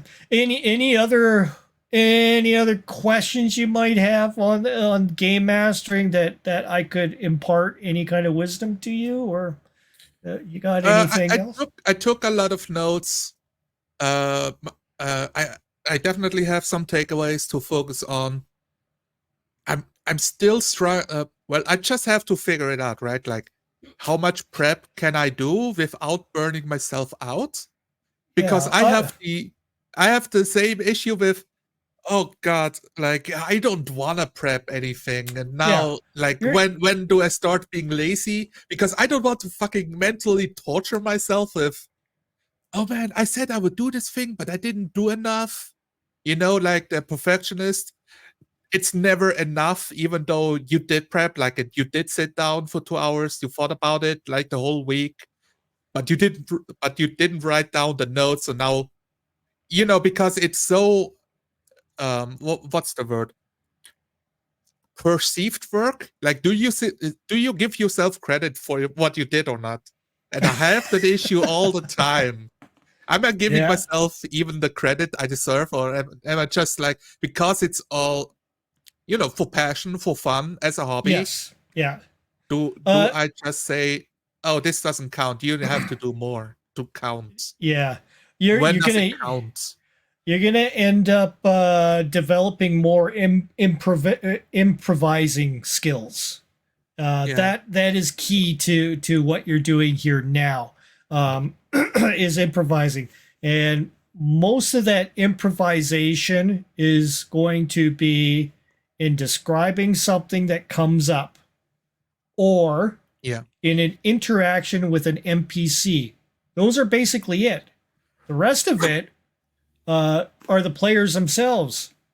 Their characters. yeah, Rest of that is yeah, it proceeds naturally. So you don't because you're not grinding out the players. You're not providing a grind. You're not providing, a whole, it if you were done D&Ding it, you would have a dungeon. You would have the all the different rooms and stuff and all that kind of jazz. You'd have the monsters. What's the treasure? All this other half of that stuff doesn't even come up with a 4D role play game because you're not in for it for the grind. If you are in a dungeon, it's probably going to be about maybe 4 or 5 rooms because players don't yeah. want to be cooped up in a dungeon for an entire session. Yeah. That's It yeah, got it's it gets stir crazy. I've yeah, run a dungeon. It's 3 levels. Uh, and you got like the orc fortress at the beginning with like 30 orcs, like their own warband. Then mhm, you go to a cave layer that has some creatures that live there and troglodytes. And the last layer is the dwarven fortress that's right. dead. That's Eh, invaded by Durgard trying to solve the secrets. But that whole thing took like 8 sessions to go through. And my yeah, players, they were like, I need a break from the dungeon, man. Like, yeah, yeah. I So yeah, I I want never. out. Yeah. I never make any of those kinds of things unless it's implied, hey, we want to go through the the ah, my players want to go through Tonnesburg, the Lost Dungeons of Yeah, Tonnesburg. Okay, so that's yeah. okay. So That's a I meaty will book. I will play this as a sandbox. So, Yeah. I'm going to Sandbox is a dungeon. I see.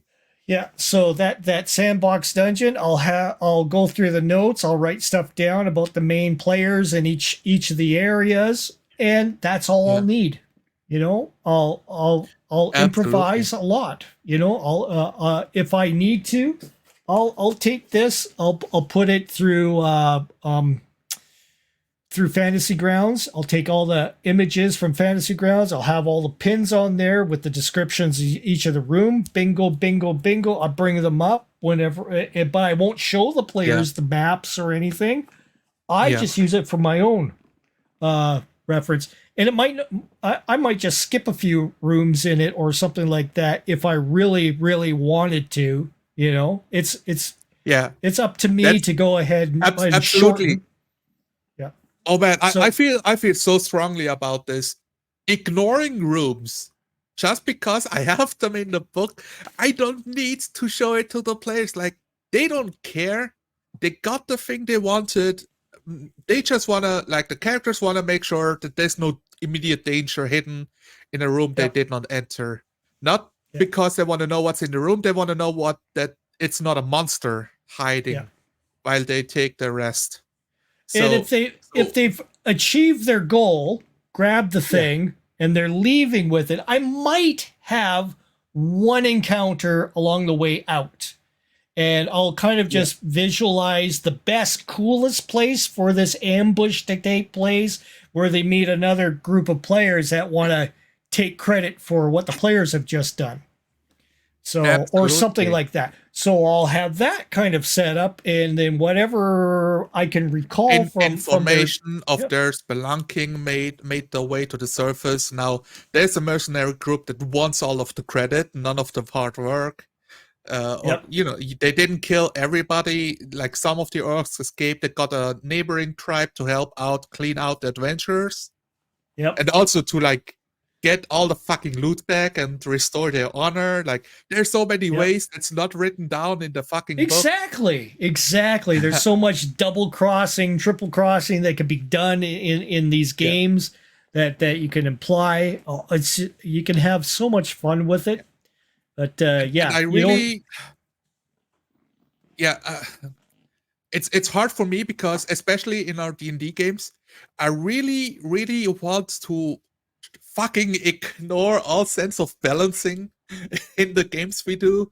But I know when my players feel strongly about getting an encounter that's way too deadly for them, they will sometimes, it depends on, like, the kind of encounter that happens, they feel slighted. You know, they will feel slighted if it's way too hard for them to fight, beat in a fight. And I want to make sure, like, how can I reframe the sessions? Because we've played for years and years and years. The expectation is we meet up, we decide on the GM prepares the adventure, and, you know, we go on the ride for what he prepared. Yeah. But in D&D, they feel slighted if it's unfair. Yet in Shadowrun, the enemy is always unfair because the corporation always have more resources, more manpower, and more tools than you have. So they don't feel the same way. So how do I, man, break these expectations so they have fun losing in the game, because the character might realistically fucking die to a beholder saying, like, enough is enough. Like, they're playing around on my turf. No, I'm a beholder. Yeah. I'm the most arrogant creature in the universe. I'll trick them. Yeah, and you can phase them into whatever dimension that beholder is from, and create a whole entire new scenario out of that for the players in another dimension. You know, that sort of thing. So you got to know your monsters and what they're capable of and stuff like that. So that's why I always say the NPCs are very important, that you know their motives, their capabilities, the resources they have, and what they will attribute to getting rid of these, these characters. You know, what means they'll go to get rid of them. How strongly do they feel about? Do they want to throw away their own life to kill some adventurers? Do they, like, leave the place and they come back in a month to see if the adventurers are still hiding in there, or if they left and you can just go back? Yeah, that's what I did. Like, with the orcs, some orcs survived, and there was still a scouting party.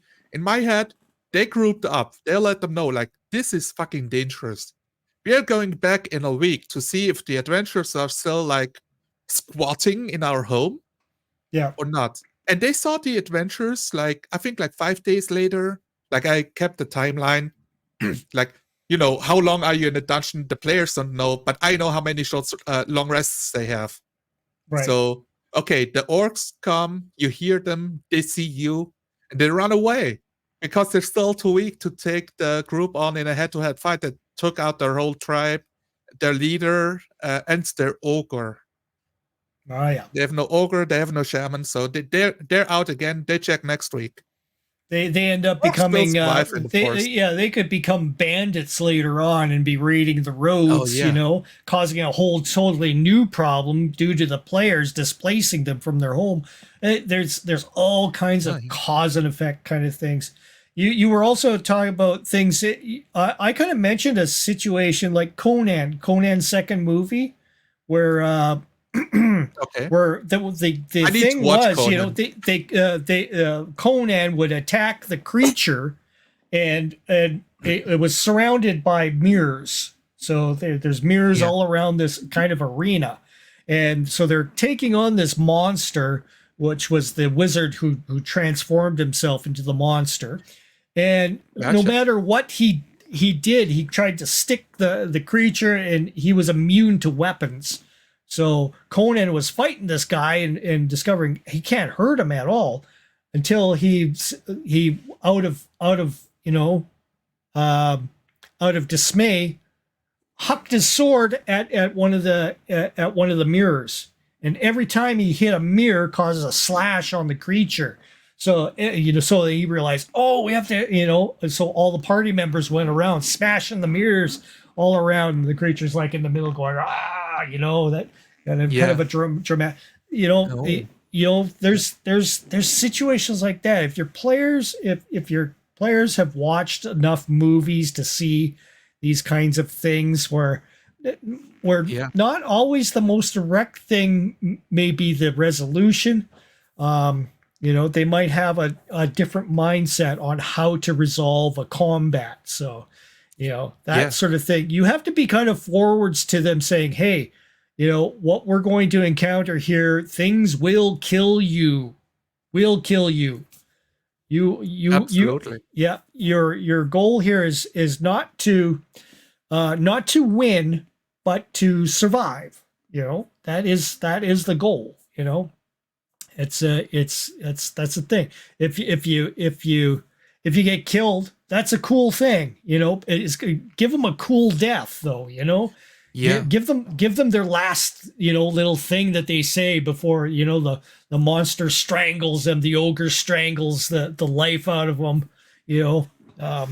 Maybe Yeah. maybe I have the wrong impression. Maybe it's because I say I'll do it, but then I don't, like, telling my players, guys, I'm not holding back punches, but I'm just trying to be fair as a game master, so it doesn't become oppressive, like I'm out to get them. I just Right. want it to be dramatic and to have tension. Yes. And in a game like D&D, it makes it very hard with the hit point system of, oh yeah, you become a fucking sponge that can just take 6 hits and keep standing when only 2 months passed in the game, but you went on 3 adventures that Yeah. got you from level 2 to level 6. Stuff like that. Yeah. I Makes it would. like it breaks my immersion of, yeah, they would think they can take you. You're still a gnome fighter. He doesn't know, like, how experienced you are because you're level 6 instead of Yeah. level 2. That is a flaw in the mechanics itself. Yeah. So if you were to make it more realistic, I would say go with the Cepheus. Do the Cepheus. What was it called? This. I mean, there's The, things like scars and, like, taking literal limbs. Like, you could get blinded. And every time I mhm. think about it and I bring it up to the group, I not directly, more like ideas that I throw around to see how they feel about it. They hate that stuff Oh because they're yeah. like, well, then my character's just a cripple. And I don't want to play a cripple. I want to play cool mercenary guy that gets shit done. Uh, Right. Right. the way I think I wrote it in Discord that my friend Tim and me we had a long talk about 4D, and I brought up stuff that I want, drama and tension, and what he wants is to solve the problem. Like, oh, there's this encounter, you're locked in a room. Like, I got dimension door. The other guy can like switch position with his own shadow. Now we are all outside. And the DM who ran the game for the first time was stumped and salty. And Tim was like, "Why should you be salty? I've used the tools in my set to solve the problem. Yeah. It's not my fault that you were not expecting this. So don't punish me for using my kits to get out of dodge." It's a totally different mindset. The system I was thinking was Sword of Cepheus. So I would probably use Sword of Cepheus more than like a D&D, because then you're able to make an actual background of your character through the path of that your character takes, like he does in Traveler. So he goes through the 4 years, every 4 years. Yeah. 2d6 every 4 years. You dive into the career of your choice, and you're developing the history of your character. So you can play the old salty, mercenary character that you envision. Yeah. And you can play with the farmer, that that only got a 4-year term in just being a civilian, basically. I mean, so that's a literal character on my table. We got the paladin. He's a farmer. The reason he became a paladin is because the angel came down with the mission to give a guy, like, the god noticed him. He's and wants to reward his efforts of being a pious man with the powers of a paladin. And the guy took a piss around the corner, and who was standing was his drunk farmer friend, which is the player character who has paladin powers now, who has been told you are worthy. Except he doesn't know that it was a mistake. There's a lot you can do with that, that you can play around. Yeah. And then I brought it into the game of because I'm like, oh yes, it's a background. I want to hook it. I want to hook into it and bring it up. And I brought it up like in a vision. The angel came to him, and the angel explained there was a clerical error, and so I need to make sure to like guide you on your path. So if you need help, like, call me. The player hated it. He absolutely hated it because he never wanted to know the truth. Play it out. He never wants to know the truth. I didn't know. I prepped something, like, I'm involving his character, and he's like, "No, this sucks. I want to play a different character now." Except I didn't even know that he wants to play a different character until 9 months later, when I heard it through the grapevine of my friend circle. And I'm just ripping my hair out, like, how can I, got to go through that. Session 0, man. You develop more session zeros where you all combine together, create the characters like we did with Numenera. And what's the idea? And also, what's, like, do you want this to be a focus in the game, or is this like something that informs your decisions? You don't actually want to know the truth. And because I want to involve characters to make them feel alive and be part of the story. And sometimes players, they just don't want to. Like, I don't want to visit my parents and have them be tortured by the DM because I created them, so the DM feels the need to kill them off to give you a reason to go on. It's like, the whole, all of the list of characters in your background is a list. It's like a hit list for me to describe off as a check off. Yes. Yeah, he's a cripple. He got blinded. He's being kidnapped by the big bad evil guy. He's How often did you have that happen to you? Well, back in the day, I've done all kinds of games which did not go anywhere to to what I thought it would be, and yeah, frustrating myself by over prepping the wrong stuff. Oh yeah, So yeah, I learned before I became a 3D 4D game role player. I did learn how to cut back my prep.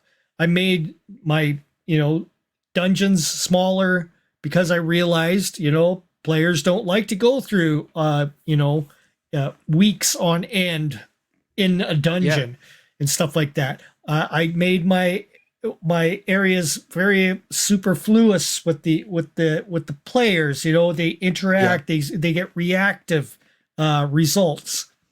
I learned that fairly. I guess probably when I came back into the hobby, the like 2010, around there, I started adapting a little bit more, and I started to. I didn't have a YouTube channel by then, but I Yeah. learned a lot from what other players. I was listening to what other players wanted, and I was starting to get a lot better feedback by doing that. But um, Yeah. but yeah, I did all the mistakes everybody else did. You have to. I mean, unless you're totally brand new and you discover like my channel or Shauner's and you go, oh, this is cool. I want to get into this, and you get the right game master. Boom, you're in Yeah. 3D 4D right away. Without Absolutely. all that luggage from baggage from learning it the wrong way. And I'm And, saying it wrong way. In you know in context of no role play.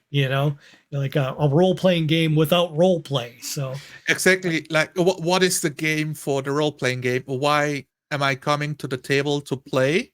yeah, And some people, I know my friends, they love combat, they love being powerful, they want to be the hero, they don't want to like get kicked in the dirts and like having a fucking drama, like playing out the drama, yeah, basically. And I live for that. I am so down for. I want the drama. I want the tension. I want you to make hard choices. And yeah, it's hard to make hard choices when you have 120 hit points and you have a spell to solve every problem. yeah. Uh, so and and I've had a fantastic talk with Tim. In the last game we played some microscope, tested it. I Cool. think I made a post. Did you read the post on the forum? On the Um, Discord? Probably where did you put that in? It's in the RPG Crusade, the big wall of In text the in RPG general. talk? RPG talk? Nah, in general, in general. Oh, okay, in general. I Yeah, haven't gone to general. Okay, there we go. Yeah, you guys are talking with Big Bad there, and I mentioned a yeah, couple of things there. But yeah, yeah. Okay, okay. So yeah, yep. so the important part was uh I'm actually having a dialogue with my friend Tim about 40 roleplay, Mm-hmm. and he said to me like he likes my video the most because I'm not being elitist about it. Elitist. Yeah. Yeah, And yeah. And as you We like, of course, I was pushing back because and I said it like this. Yes, I am the salesman coming into the house, like pulling all of my players into the pyramid scheme of yes, like buy this vacuum cleaner from us yeah, because I'm convincing you on the table. Like it's fun in games, but definitely the perception is the problem. It's not because perception isn't exactly what's true, but it's the thing that sticks. And right, if my right. friend who's been playing for 15 years, who goes to conventions, he's the helper that does everything. He's the guy who runs the Pathfinder Society games. Like he's actively involved. That's what he likes to do. He likes to play games. And what Mm-hmm. he hates is when somebody in the convention or in the room like talks down to like that he's wasting his time for like enjoying the wargaming type stuff of in building encounters of Yeah, like having fun. which is like the exact message I hear from Shaner of like, having fun is the base necessity of showing up for the table. Like, what are you guys even doing? Yeah, I mean, And you also, it yep, turns him down. Like, he yeah, makes him hard to like. I don't really care if that's the attitude, you know. So it makes yeah, it harder for me yeah. to A find lot of out how we can use it. Yeah, a lot of people come to my channel and say, "Oh, bing, bing, bing." You know, they're being told, "Hey, this is how to role play." Yeah, They don't realize that my background. They can look back at my live plays from a year yeah, ago and see that I was not a 4D role player, and I fully yeah, admit that I was not a 4D role player at all. yeah, It took me a long time to get to where I'm at, and I'm just imparting my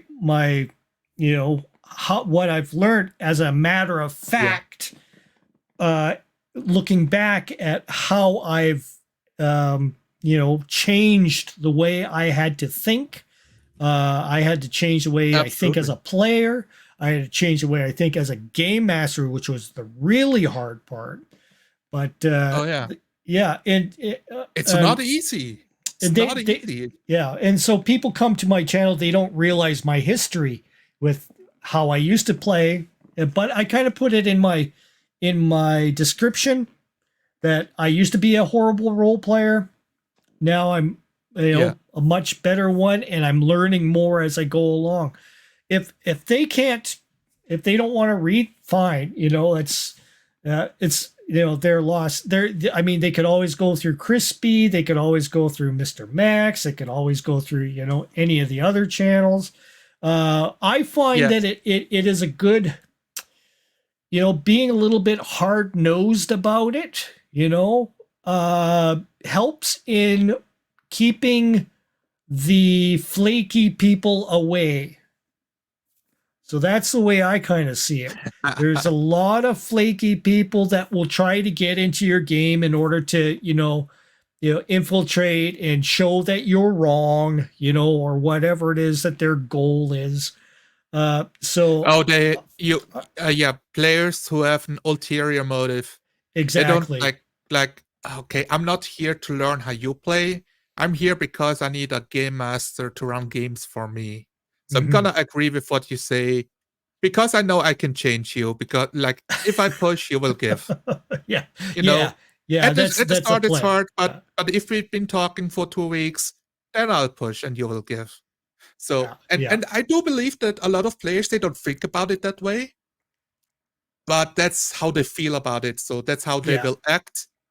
And and you have to be hard with the decisions of what you want. And when the players do something you don't want, that you talk about it, you bring it up. That because that's the hard part, right? It's talking about it, confronting it. People get scared. They're like, man, yes, I did it's just a hobby. Like, is it worth the squeeze? Like, should I push? Maybe I just go with the flow.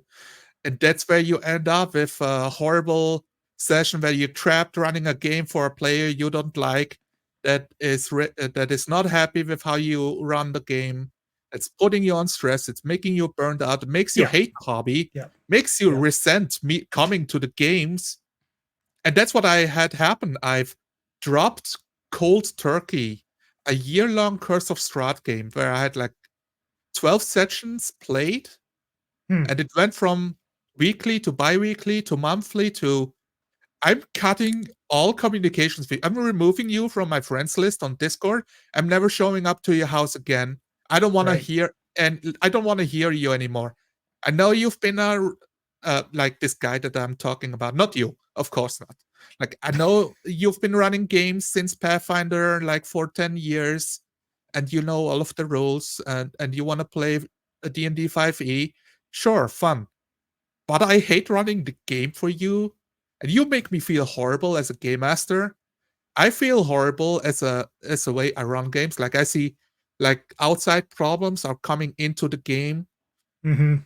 and it's not solving the bigger problems of the mental health part of the attitude towards the game of my my expectations of myself and what I want from my players that I should actually like be conscious of and bring forward. Because I didn't do that, I was like, my only solution is to cut off all connection Right. because I need to prioritize my own sanity. Yeah. Yeah. I exactly see what I had to do that too. I had to okay. I've allowed people from that circle from beyond to possibly come in, but they also have to know that they have to conform like Spencer. Like Spencer Yeah. knows that he has to conform to uh, the rules that are applied to the players, and I have to comply to the rules that are applied to the game master in the fourth dimension.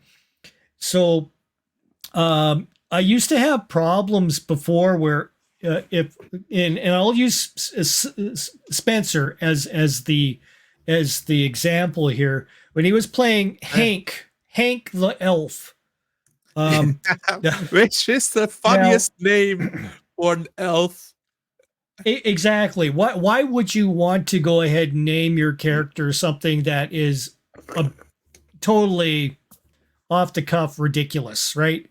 Like you wouldn't imagine but that's what he thought it was basically going to be a throwaway character. You may as well make an NPC and I'll just NPC you, that sort of thing. You're a joke, a gag character.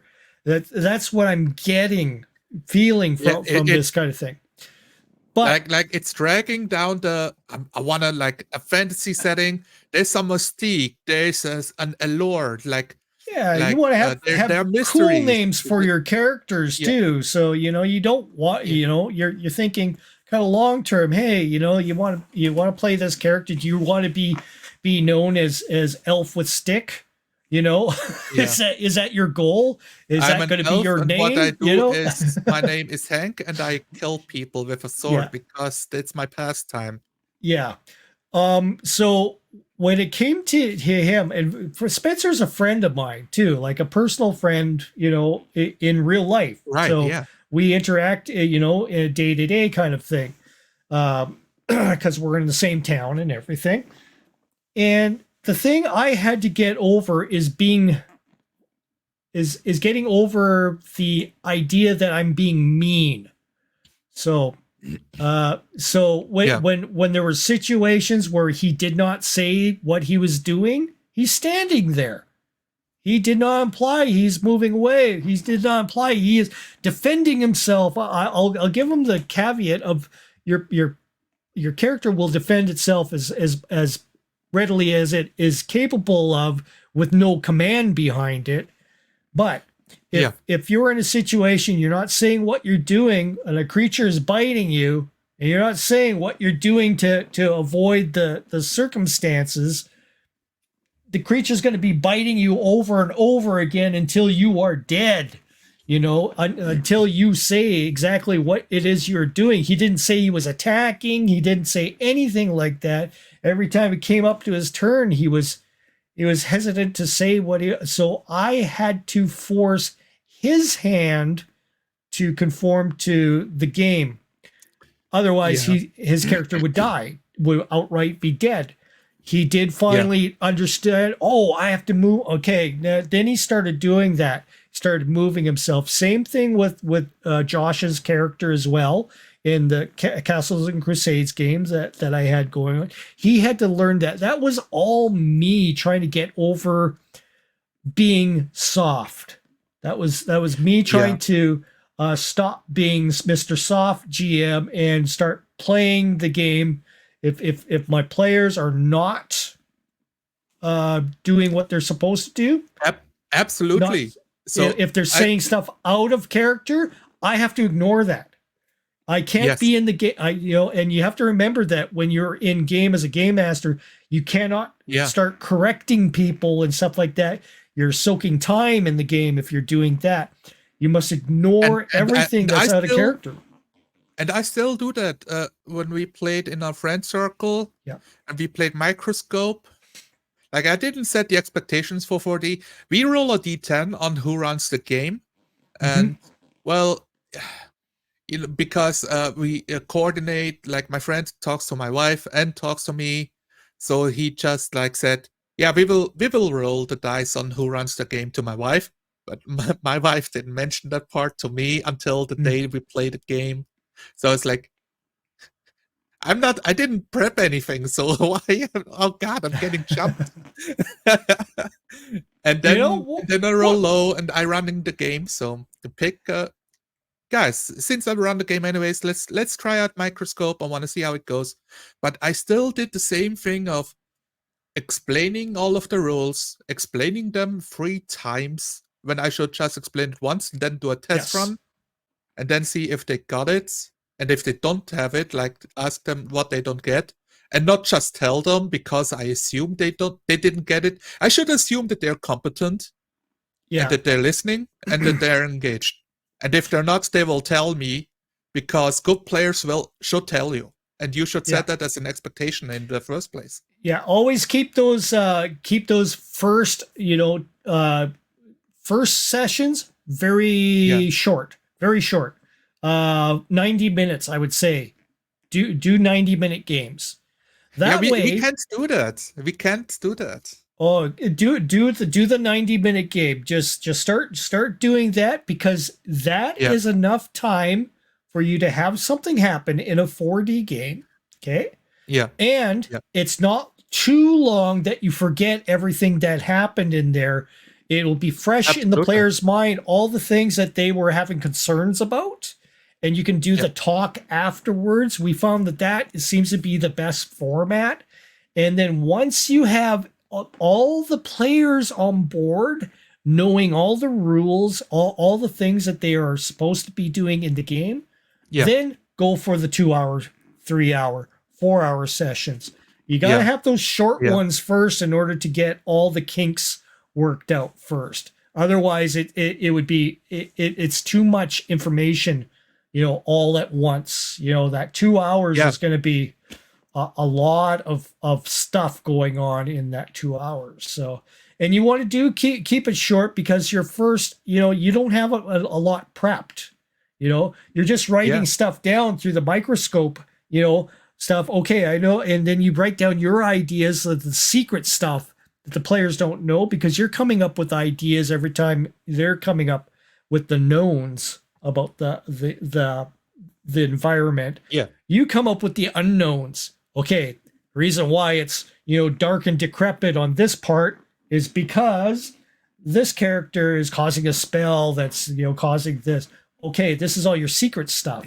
Okay, now you have some sort of premise to work with, and the session isn't too long that it goes completely out of hand. You can get down some fundamental basics in that first 90 minutes and discuss it afterwards. That's why I find I would love to have your input on the problem my friend is having with your idea. And I think it's fundamentally connected to the way we meet up. It's physical, and it's Friday night, Saturday night, Sunday night. Yeah. If he wants to play, if we want to play, we're showing up for 4 to 5 hours, sometimes 6 or 7, but it's mostly 4 to 5. Mm-hmm. And when we do that, and it's a 30-minute drive from the city to our place. Gotcha. It's a 1 hour drive from our place with the bus and train to their place. The time is set, so we want to fill out the time. When it's 90 minutes, and like that's my friend saying it to me, like knowing me and loving me, but it's a waste of time. And he doesn't want his time wasted. He wants to roll, like he wants to play a game.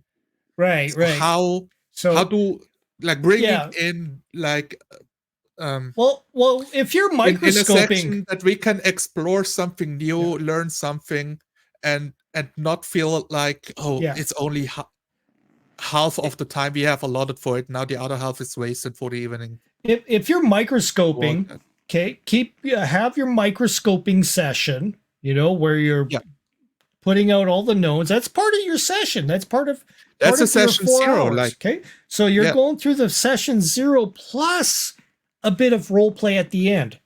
Okay, so yes, you devise maybe have the last 2 hours the role play.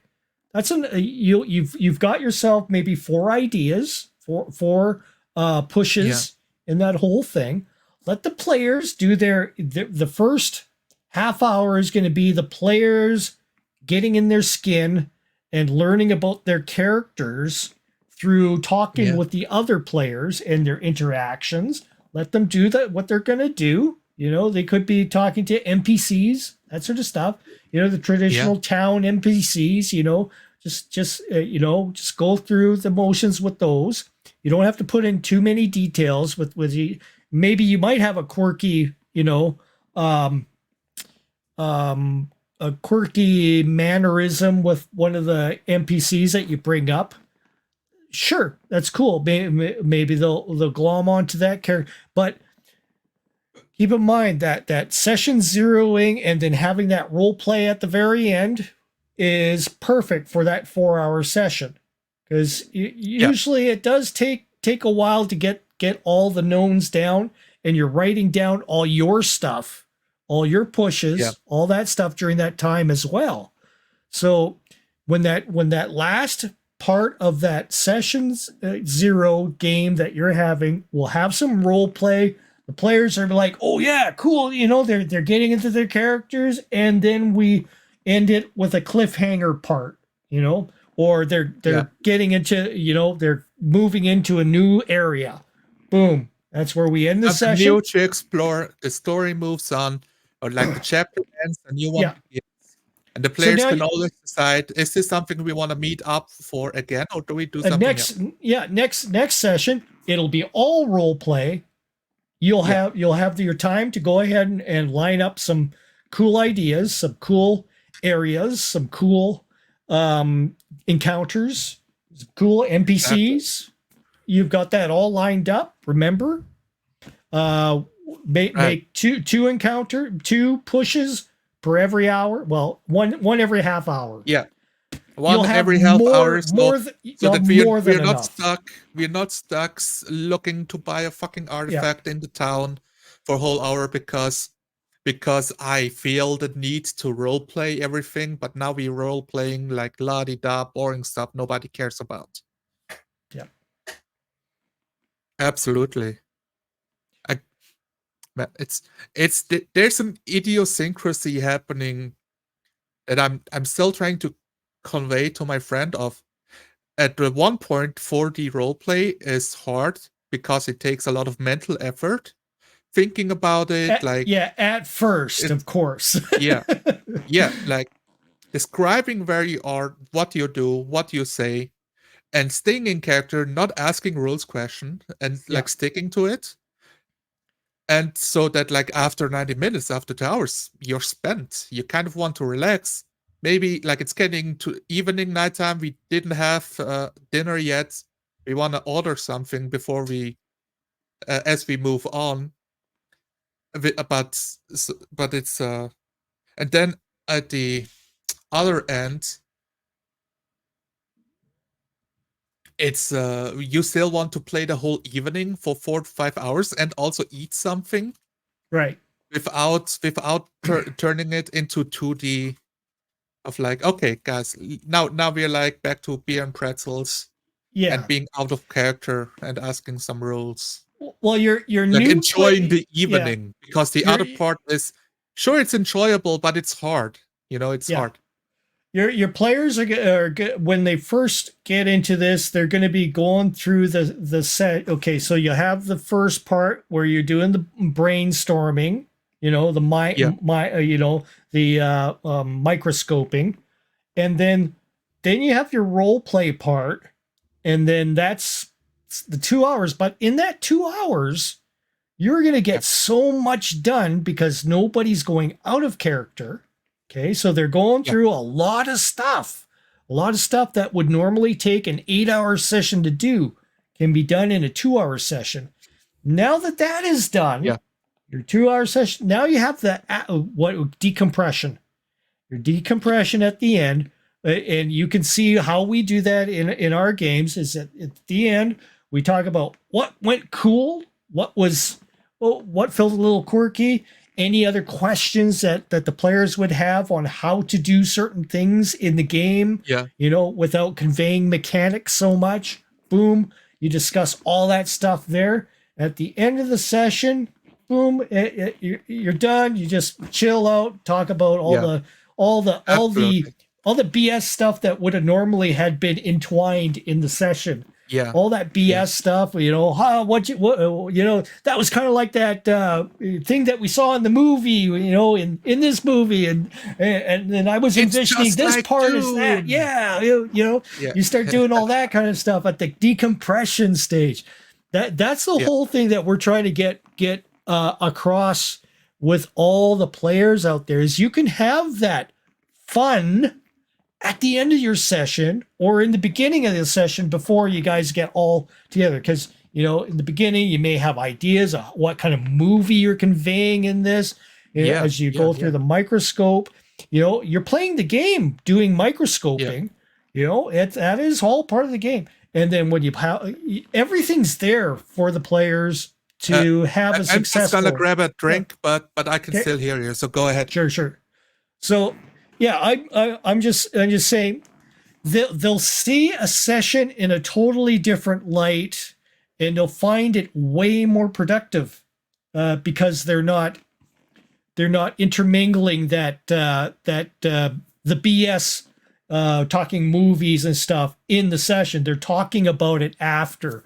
And so you get all those aspects that you are looking for in a group, but they're all placed in their places. You have the manners. The manners are in place. Yeah.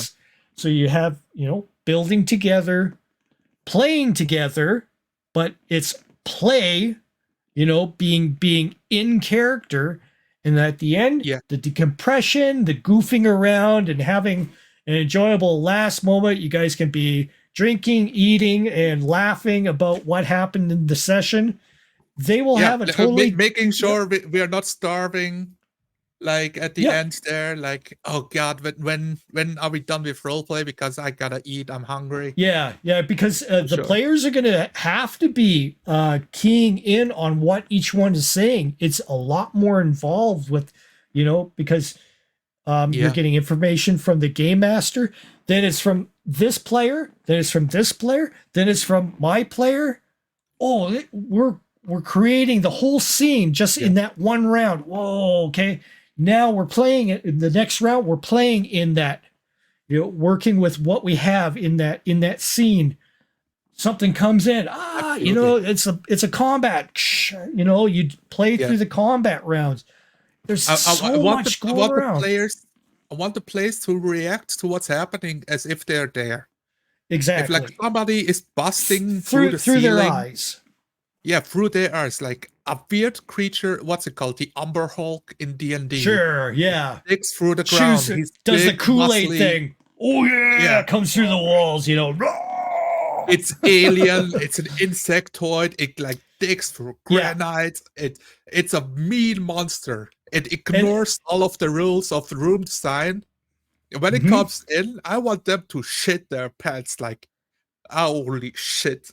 Yeah, I hope it's the only one, because if he has a few friends that cut off a way out, you're getting pincered. Convey the size of the creature, its skin and everything. Don't give away that it's an Umber Hulk. I never give away the name of the monster. I like to have the players always guessing, using their imagination.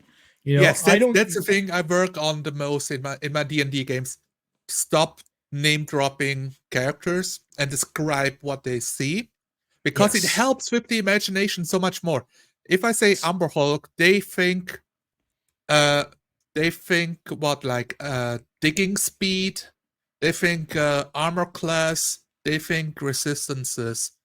If I describe this big muscly insect creature breaking through the ceiling, dropping down, big giant mandibles, clack, clack, clack, and you're you're expressing all the nasty things about it and letting their imaginations take hold. Big black beady Yeah. eyes staring in your directions. Just avoid filling. And then three more open up. What kind of a vision do you get in your head? Oh my God, what is this thing? You feel fucking trembling behind you as another one breaks through the floor, like a fucking zombie, coming up. Like now remember you have caves extending out, from those areas. Where do they lead to? Well, it's going to be the Umber Hulk's treasure, but they're not going to know what. They may go through those caverns going, waving their torches around, going, "Wow!" I absolutely imagine, like, fuck, the tunnel goes up. I can't climb that. Now they have to work in unison with each other, helping push them up. Kind of you do that. Have them helping each other up and doing strength checks. Spider climb. Finally, I can use it. Yeah, there you go. They may have a levitate spell in amongst them. Bam, right there. The players are using their powers and everything in different ways in order to to get to the crux of where these things came from. That's what I love. I'm already like reignited with, oh man, yes, I want to run more D&D. I want to run more games. I want to get more role play. I want to put the players in shit situations where they will get carved up like a can of tuna unless they do something about it. Like you'll probably you'll probably end up like me, referring to more simpler systems as you get into more 4D.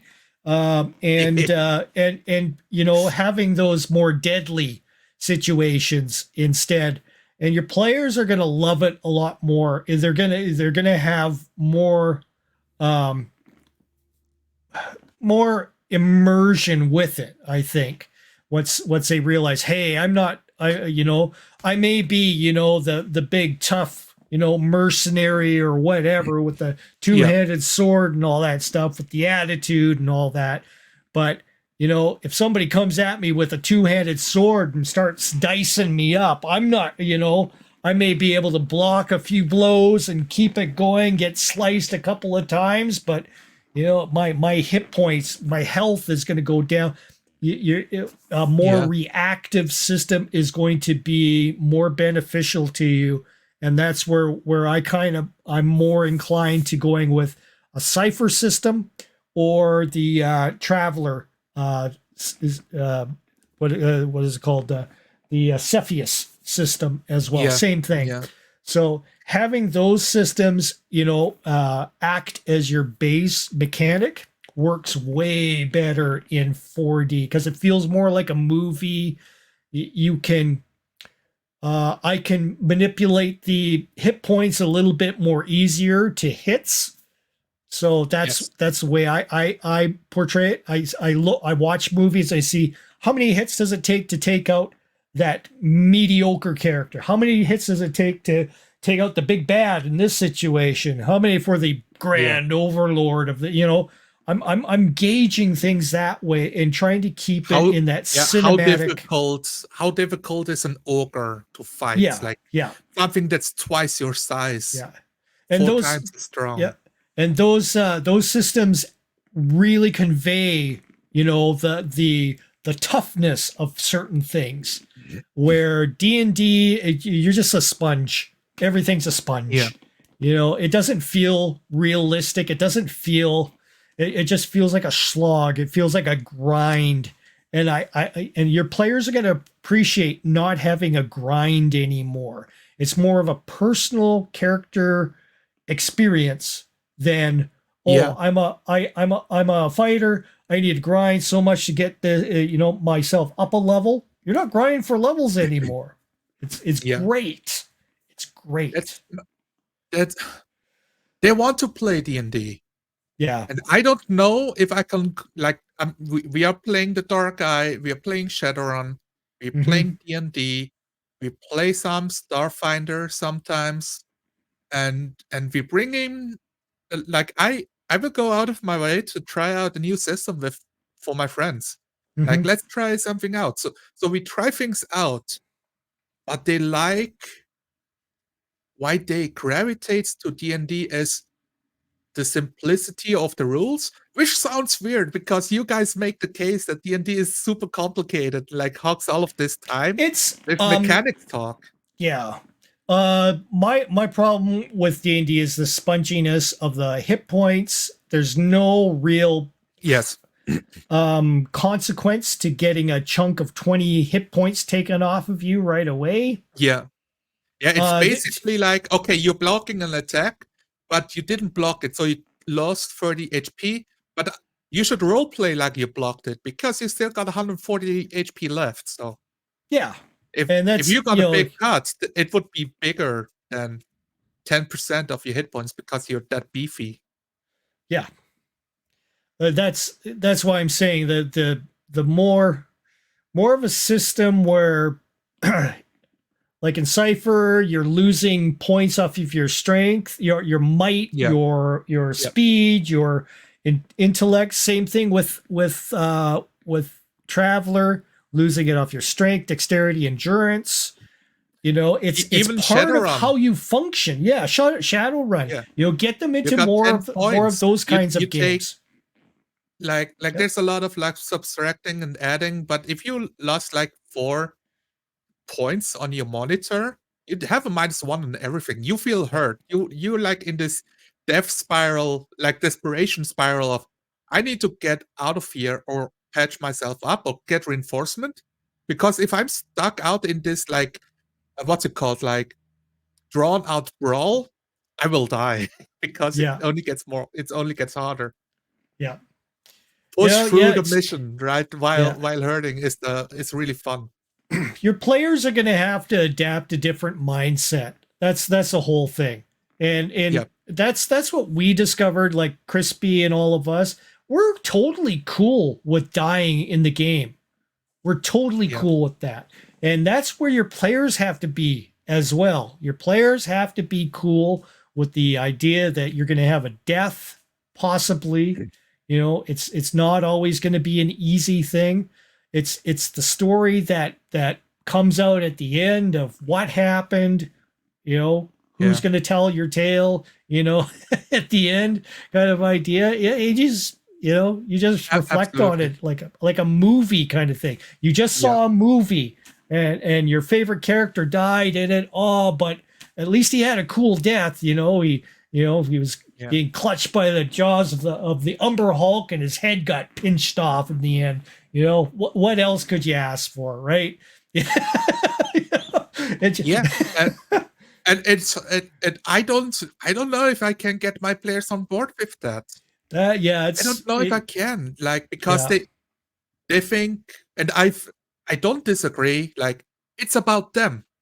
So what happens if they die? Like, oh no, the game is over.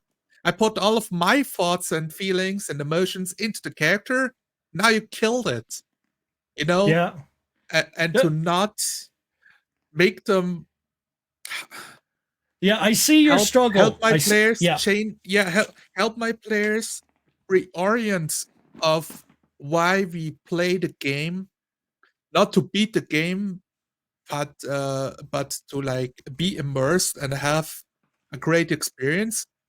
And if your character dies, then that's fucking awesome. That's part of the experience. Yeah, yeah. I've had But they hate it. They hate it. They hate it. Well, I've had I haven't killed them. I don't like Not yet. not like I always say I will kill them. My characters don't pull my monsters don't pull punches. They will act according to their own beliefs. Like if it's an orc warband, maybe they don't have a reason to outright kill you. They might think maybe I can barter like 200 gold out of his living body instead of eating his legs. They might do that. But an Umberhawk, yeah, he will pincer your head off. He doesn't care. Exactly. Or uses iron claws to just tear you apart, you know? Yeah. head goes off and his body gets quartered at the same time. Yep. You know, you got to four make it. sessions in the dungeon, and in the fourth session they meet the roper, and he fucking throws you into the stream that drags you off, and you drown. You die to bludgeoning damage because it's like as fast as a water ride, but with Right. none of the safeties. Yeah. Yeah, you can. But I would always give the players a way to get away, kind of idea, if they needed to. You know, this is Umber Hulk. You know, run. Let them run. You know, it's up to them if they want to face their deaths. You know, you know. That also a problem with D&D. You don't see hit points on a character on its face, and I've been like, they have a role for the battle master that he can make a roll to see if it's higher level or lower level. I just do that for everything. If you look at a monster or at a person, you see the experience on their body, on their face. Like, is he a veteran? Is he experienced? Is he dangerous? You will get a gut feeling. Or I let you roll insights on that. The Umber Hulk with a scar across many battles. You see the scars all across it. Yeah, you can describe stuff to be a little bit more, ooh, this we shouldn't tangle with this one, But it's a dragon, but it's a young dragon. The scales are shiny and smooth, like none of them are broken. He's not scarred at all. He's only the size of a house instead of a skyscraper, Yeah. That's a thing. Your players are gonna, you might have to start getting selective with the players, the ones that want to have that kind of experience. It's not for everybody. You can't force everybody into 4D role play. They must accept the idea that they can die, but they are going to have such a great experience being through the eyes of that character while it's living that they may just come back for more. So making the premise of it's worth it to the experience. They may think that they would hate it off the bat because they're kind of preconceiving a lot of ideas, but when they go through the eyes they imagine the worst time. What's the worst session? I've showed up. I've spent 4 hours making my character. I thought about it at work. I show up for the game. We fight an Umber Hulk. I die. My head gets pinched off. Yeah. And you're like sitting there like, great. My whole week's been ruined. Like, I had all of these great things I wanted to do, and now he's dead. Yeah. That's what they imagine, right? That's what the player imagines happens. Yeah. Yeah, some of them do. I don't feel that way at all being a 4D role player. I don't feel that way at all. I made my character. I would have liked to have had my character in Worlds Without Number continuing on, but I did say I it was my own, saying the attack on me caused a wound. I take a look at the wound and see the damage that has been done by the and that was what caused Crispy to say, you've imposed more of a damage on yourself. So he played into it, which is cool. I didn't even spot that by listening to the game. Yeah, I was. It wasn't. It could have been. Yeah, I fight it off, but I rolled a 1, I believe, on that. When it finally took me over, I rolled a 1. So yes. So I was going. I have to make these save rolls every once in a while. So I'm playing my character coughing up this black ichor out of his mouth and sand and it was cool because I was playing. And then when he took me over, I knew, okay, I have to drop because there's no way I would know the motives, the full on motives of what's possessing me.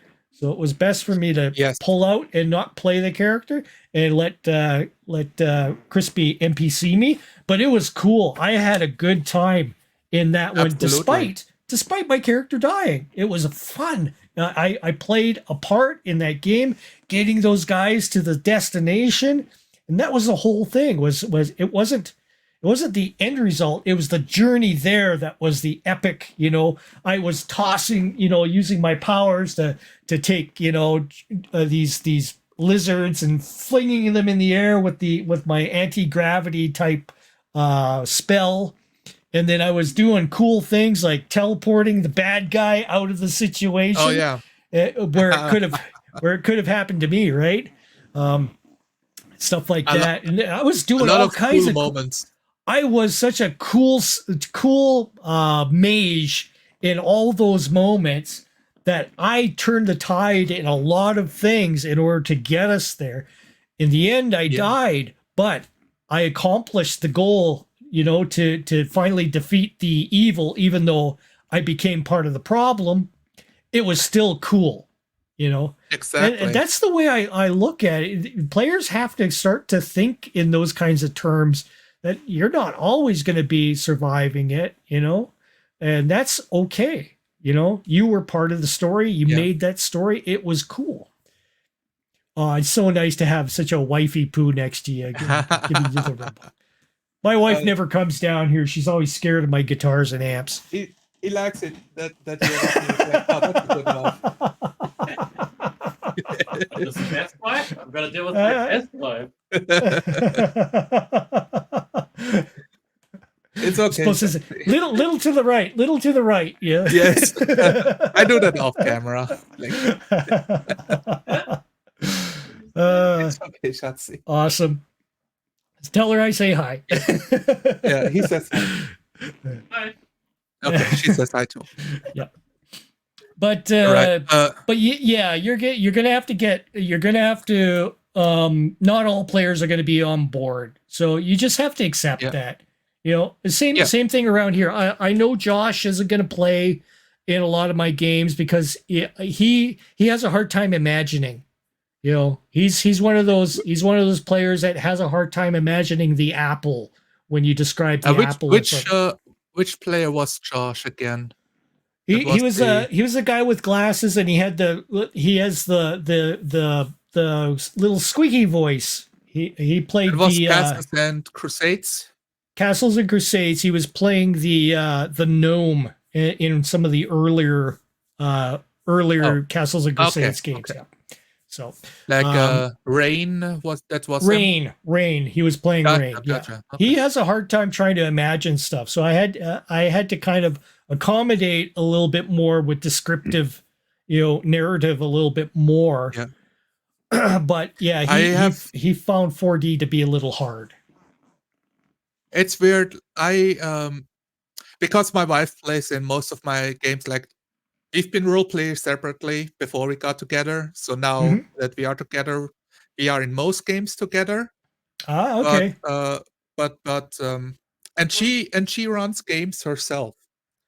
That's nice. She has her own idiosyncrasies of describing stuff that is very like flat. And I'm not sure if it's like her personality or because of the Northern German part where descriptions are very carg and like few words are exchanged usually up here. People are not emotional. It's just like a way of life. Right. Of like not giving well, much. That can be Makes good. It very hard to role play. That can be good because if you're implying that you're going to do a 4D co-creation role play, all the players can also add to that description as it comes around, as you go around the circle of friends. And she lays down the baseline. She's laying down the baselines of the essential things that are in this particular spot, and the players can add. Oh yes, she describes a chest, a set of barrels, a table, a fireplace, and the fire's flaring up in the fire. That's it. Now the players come along, and the first player has it says, the chest. Yes, it entices me with the bands of iron across it, and the gold brass lock that is attached to it. He's describing things as well. So now your wife is getting more information. The other player's getting more. Next player comes up. He describes, oh yes, and the moose antlers across on top of the fireplace makes a nice touch over the fire hearth. You know, and now you're getting more information. Now she's got more information. It's more exciting for the game master because now the game master is getting some, description coming along to work with as well. Yeah. So, and you can work with that. Maybe you have the magic mouth come upon the moose head up there. Do not dare to invade my treasure. You will be cursed to all ends of the earth. Oh shit. There must be a trap on this treasure chest. It's what the players are saying. You're creating all together, and it makes such a most immersive thing. That's what we're trying to do with ourselves in our games, is we're adding to the narrative and creating it. So it's magic. It's magic. Yeah. Yeah. That's all. That's all I can. Yeah. As far as advice, keep it loose. Be let the players carry the imagination as well. Create the setting. Work with that. Whatever they add to it. Add a twist to it. You can do all kinds of things. Watch lots of movies. Absolutely. Read lots of books. Lots of the short story pulpy books. Even on Audible, those are great. Yeah, I like getting those compilation books where it's got different authors and they each say a story in the entire novel, and they're all little short stories, but related. And I listen to those. I listen to how they describe stuff, and I learn. I learn how basic some of the descriptions are. And as soon as the characters get in more, they can describe more about what they're seeing. And it's creating more of a vivid image. The more characters are involved, so you got to have the players that are able to do that with you, and you'll have a truly magical moment. So it is unfortunate that it does kind of leave a few players to the wayside to continue playing in a 2D fashion. But they have plenty of games that they can go to in order to have that, experience the board gamey kind of thing. They have at least theoretical. The hobby is more popular than ever. There are more events. There are more people interested. There's the internet. You can have video calls basically for free as long as you got Wi-Fi. Microphones are not expensive. Webcams are not expensive. The tools are out there. Yeah. It's a part of talking with people, setting up a time aside to play, and communicating what you want out of the game, which is stopping a lot of people of enjoying the sessions, I believe. Yeah. That's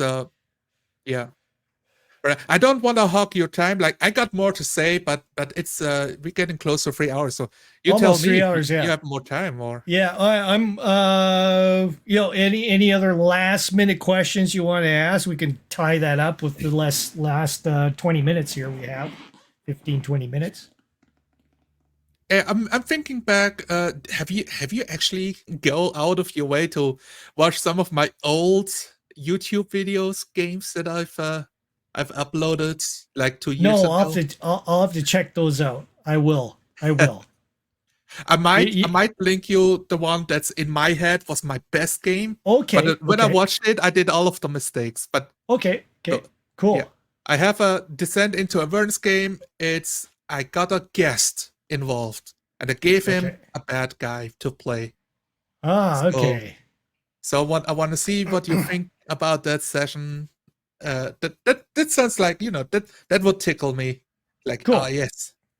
Cool. Yeah. Send that to me, and I don't know. I'll see if I do a video reply to an old game kind of idea for you, or something like that.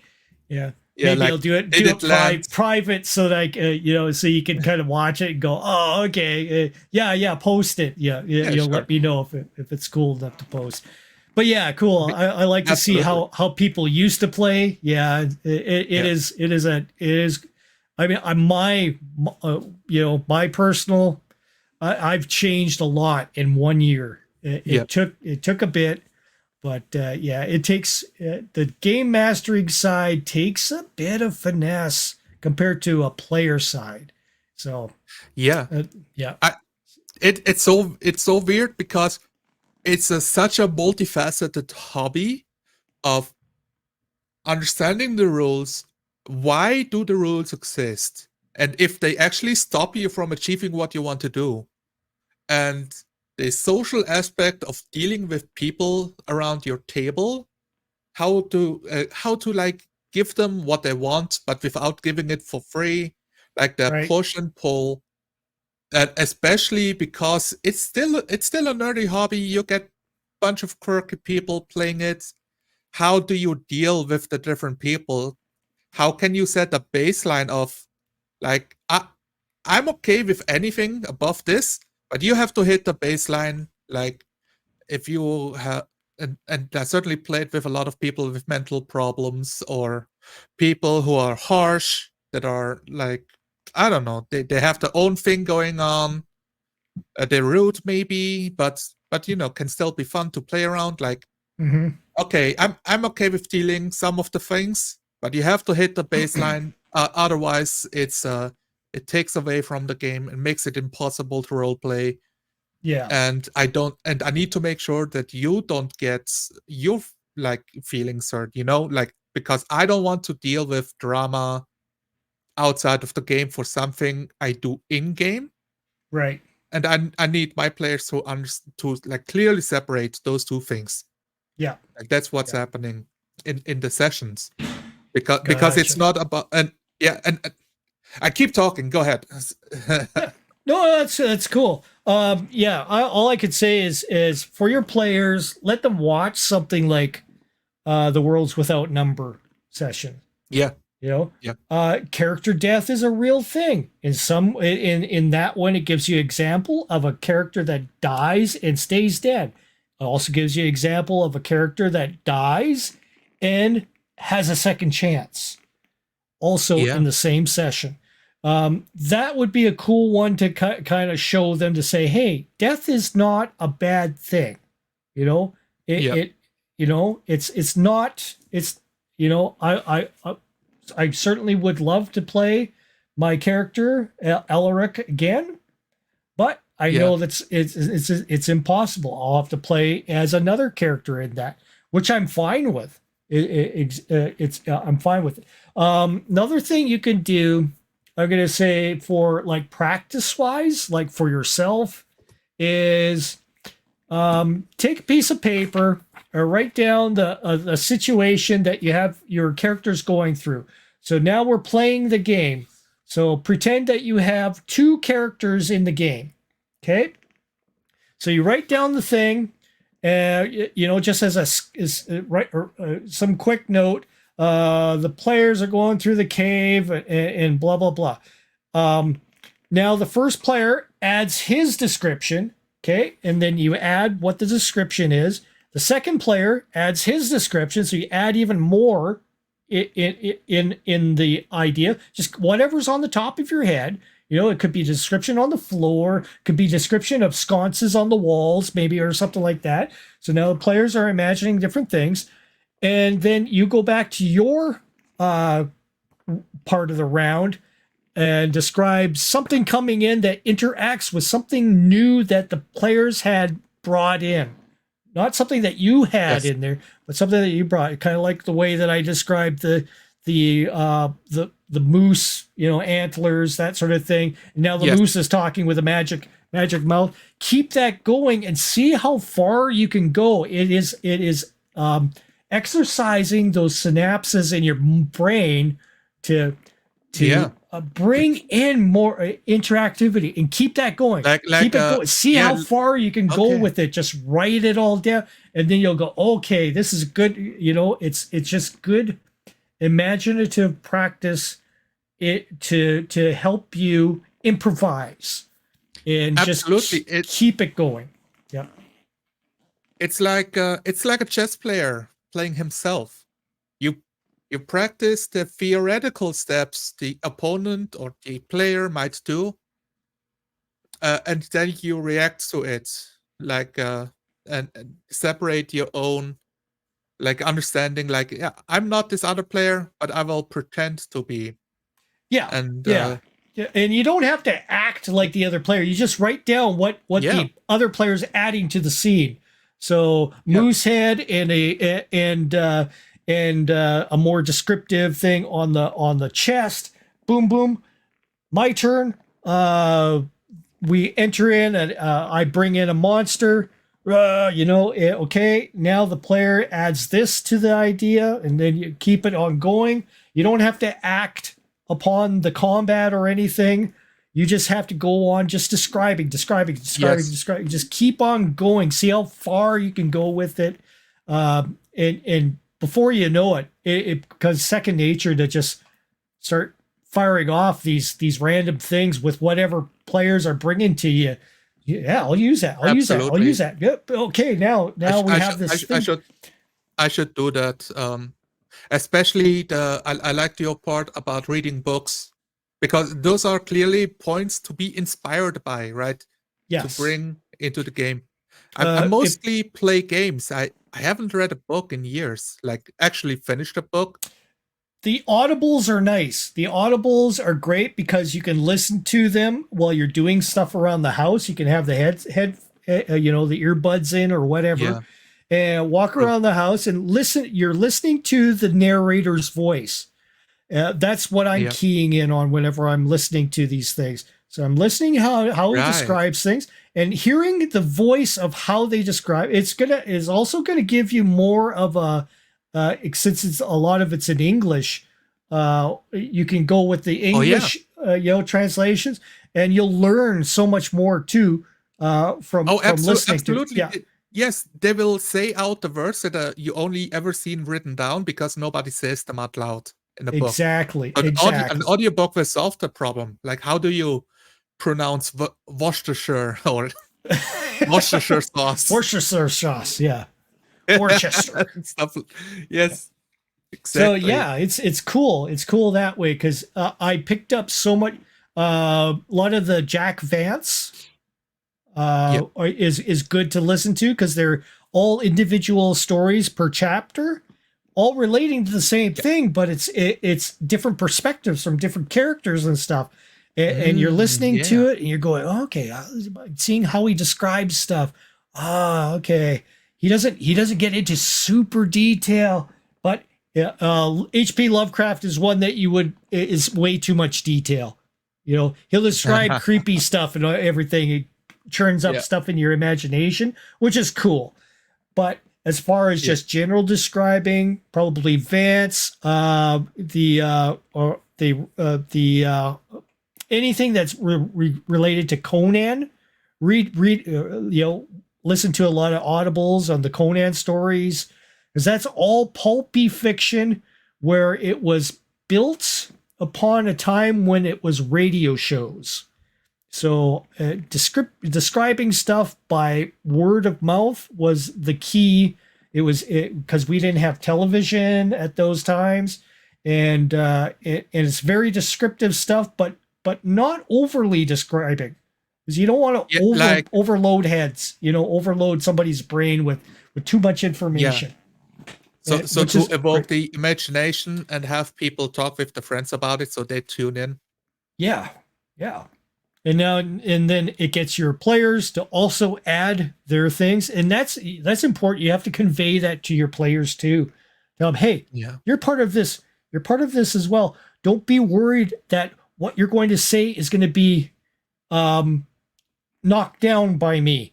You want to have it so that they describe subtle things, just subtle things at first until you get used to it, and then boom, boom, boom. They're going to get used to co-creating and helping you bring in stuff that you can work with in the game. It's great. A lot of fun. Becomes more fun for you because you don't know what's going to happen. I don't want to know what's going to happen. You want to be just as surprising as it is for your players. Yeah. and that's the great magic of it all. So Absolutely. That's what makes it fun. What I see is like, okay, what's fun in the game? Yeah, meeting friends, we do that. Rolling dice, that's cool. The fun part is I don't fucking know what's going to happen. yeah. But my players will tell me. I get to be there and watch Yeah. them. Yeah, watch them, create their own problems by their own descriptions. Yeah. Oh boy, I'm going to have lots of fun with this, Yeah. Yeah. And when we get back to Numenera on Friday, don't be scared to add your own inflections in the game. We're probably going to do a bit of practice and everything before we get into the game to get you used to using the actual mechanics. So I have a couple of things that are going to pop up, and you. I might just see how it works. I might just do the rules completely wrong, just to see how you handle it. As a professional game master, how well can you deal? Can you deal with it? All you got to do is roll a d20 when it comes down to it. You're gonna see everything above me on this banner, And as you guys are describing stuff, it's gonna be going lesser. Oh, this I just start rolling dice, even though you didn't put up a banner. Just to be like, okay, is he going to tell me that that the dice doesn't count? That I shouldn't roll? Like, can I break him? Yeah. Thanks, Sonalar. I appreciate that. Yeah, I've been through enough of that already. Yeah. Roger. Yeah. But yeah, it should be an interesting game session and a lot of fun because I love Cypher, Numenera, all that stuff, all because I have the cards, which alleviates me of a lot of the prep. So which is a nice thing. I'm able to go with whatever's popping up on the cards and use my ability to improvise and use what you guys bring in to the game and make it all a really cool thing. So it's something that I enjoy. Yeah. All right. So I have a last minute question. Sure. I want to see because it's something I put on YouTube and I want people to watch and people that watch to enjoy it. It's not the primary goal, but it's a secondary goal for sure. Primary are the players and the group, and secondary is it actually like fun to watch? I can't make myself more charismatic, right? But everything around itself. So I want to know, like, what do you want to see from a game master when you tune in for a show on YouTube? What are you looking for? Like, that's good, or oh, that's bad. As a thing, so it's like a lot of things that I see that are good is when the game master is letting his players do the whole thing, do their narrations, all of that. You just have to stay back. You don't have to say anything half the time, and that's what you're going to find is you cut back considerably. You're no longer giving exposition. You're no longer you're no longer forcing players into a certain path. The players are doing all of that. They're describing where they're going. You just have to interject only whenever it's an NPC that they're talking to.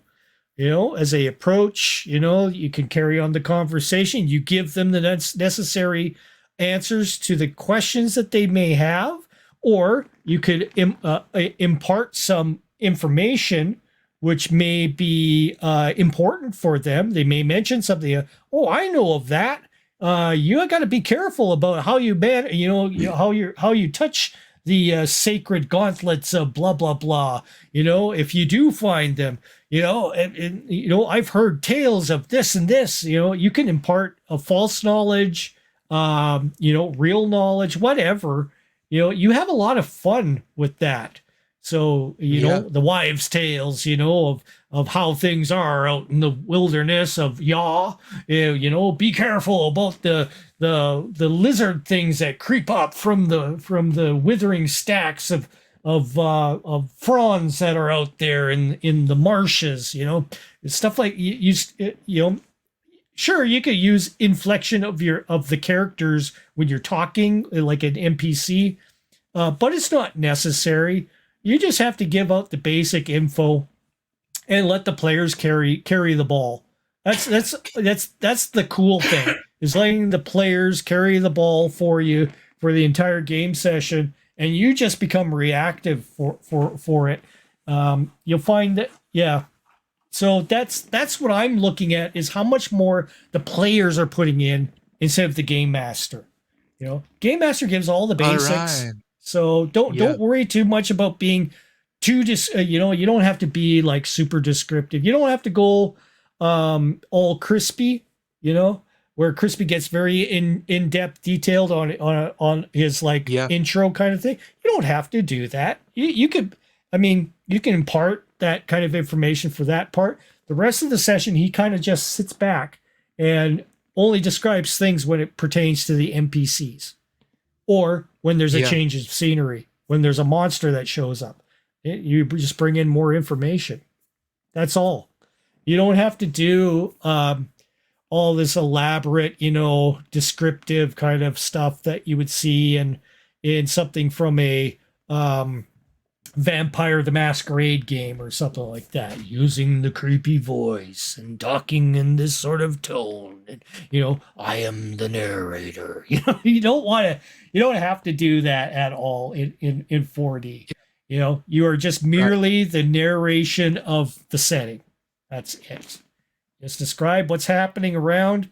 If you want to inflect a little bit of character, NPCs. That's it.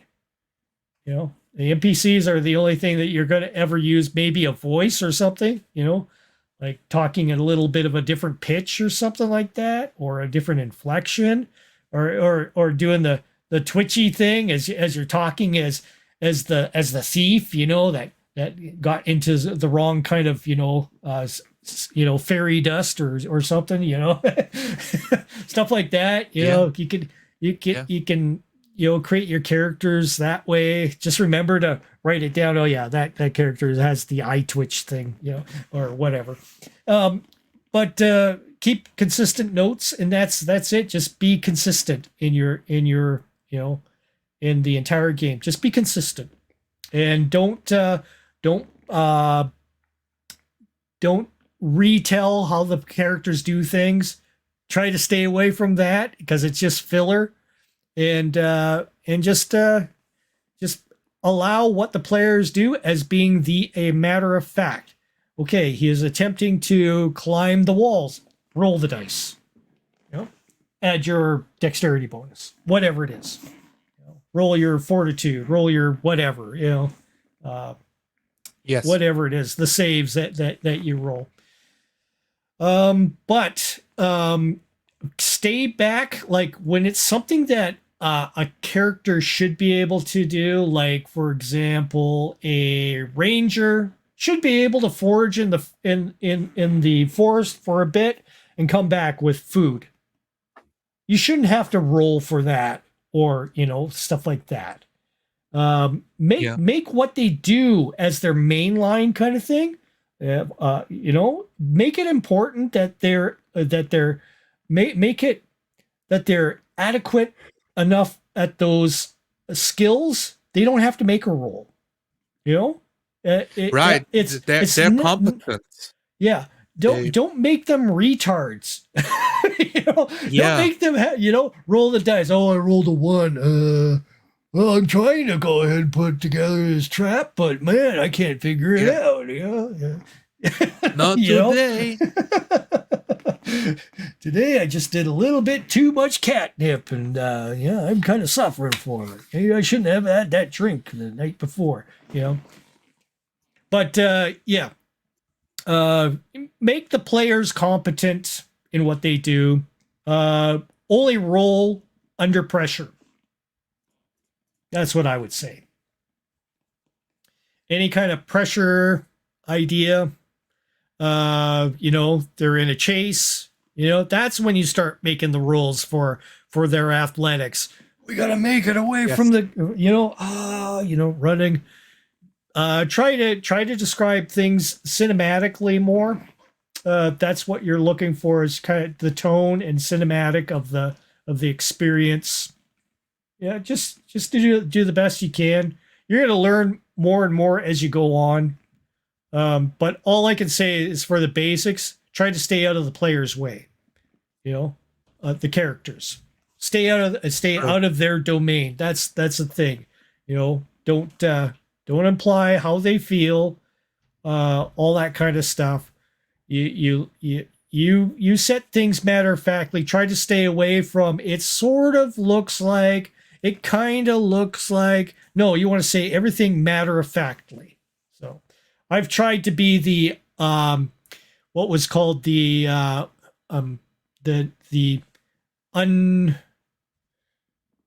what's the name for it?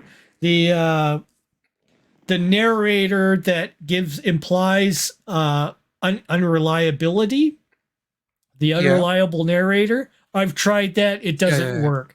State things a matter of factly.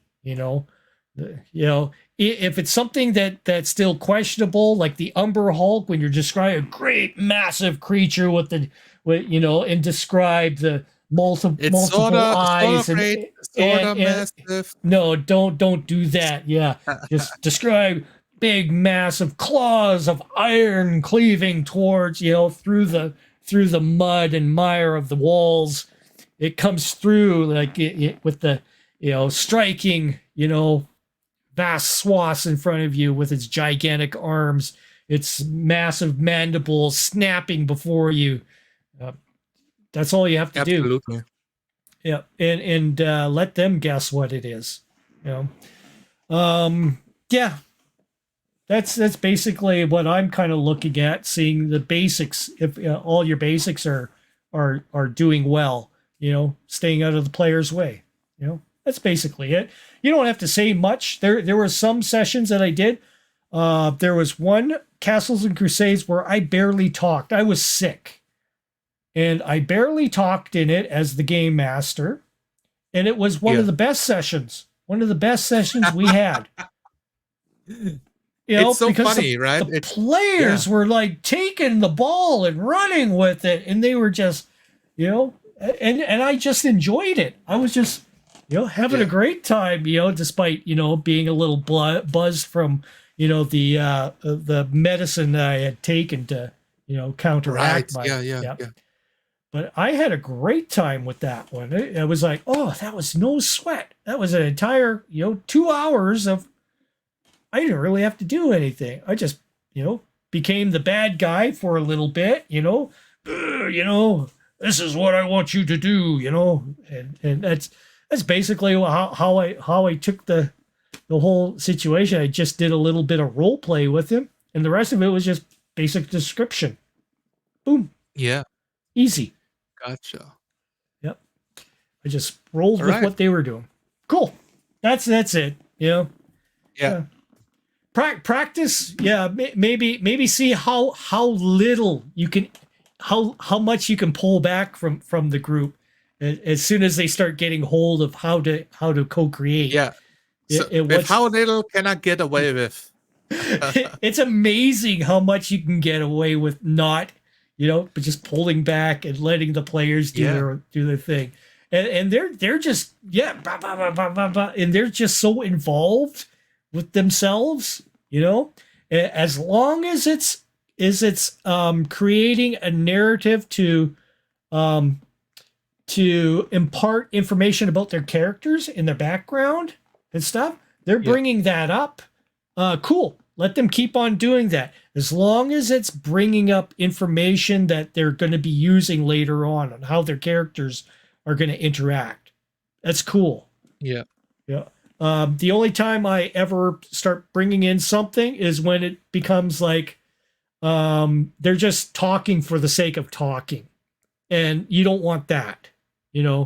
It's more or less like you'll see scenes in some games where they're just, yeah, I sit at the table, just sipping back my drink, wondering about the old times and such, blah blah blah, thinking about the times I could have been with that girl way back in the forest of Og, long time ago, before the war, blah blah blah. You don't want it to be too lingery like that, where it's just like, this is going nowhere. It's the guy's monologuing to himself. You want to have it so that the players are talking to each other, and they're giving each other information, about each other's character in bits, which sounds normal, in a conversation. I'm telling you what I used to do way back when, back in the floor laying days when I used to kick in carpet like 10 hours a day. And we were manly men back then, and blah blah. Carrying the carpet on our back in these massive rolls, and you'd be just totally fascinated in what I'm talking about, and putting. I had to climb that's cool. uphill both sides, both ways. Yes. You're creating a character, and your character is becoming evolved from the descriptions you're stating, and people are starting to understand you a little bit more. Oh, okay, that's why you have this hunchback and everything else, and you're walking with a limp. Yeah. They're understanding your character and why you have these different things, quirks about you, but you're not telling them why. You're implying. This is what I used to do, and oh, that's why you limp. Okay. Let the players come up with those conclusions and stuff. So I'm going to end recording here, I think. All right, thanks. Yeah, no problem. Yeah, we're gonna. And then that'll be. You can save it for bits. I might clip little spots out of this and use it as little corpse of information for people watching stuff on my channel. Here we go. Yeah. And feel free to. I'll give you the link to it. I'll give you a download link a little bit later once I have it uploaded. And yeah, sure. And then you can take it and impart the information yourself whenever you feel like it. Well, it ended up getting real late over here.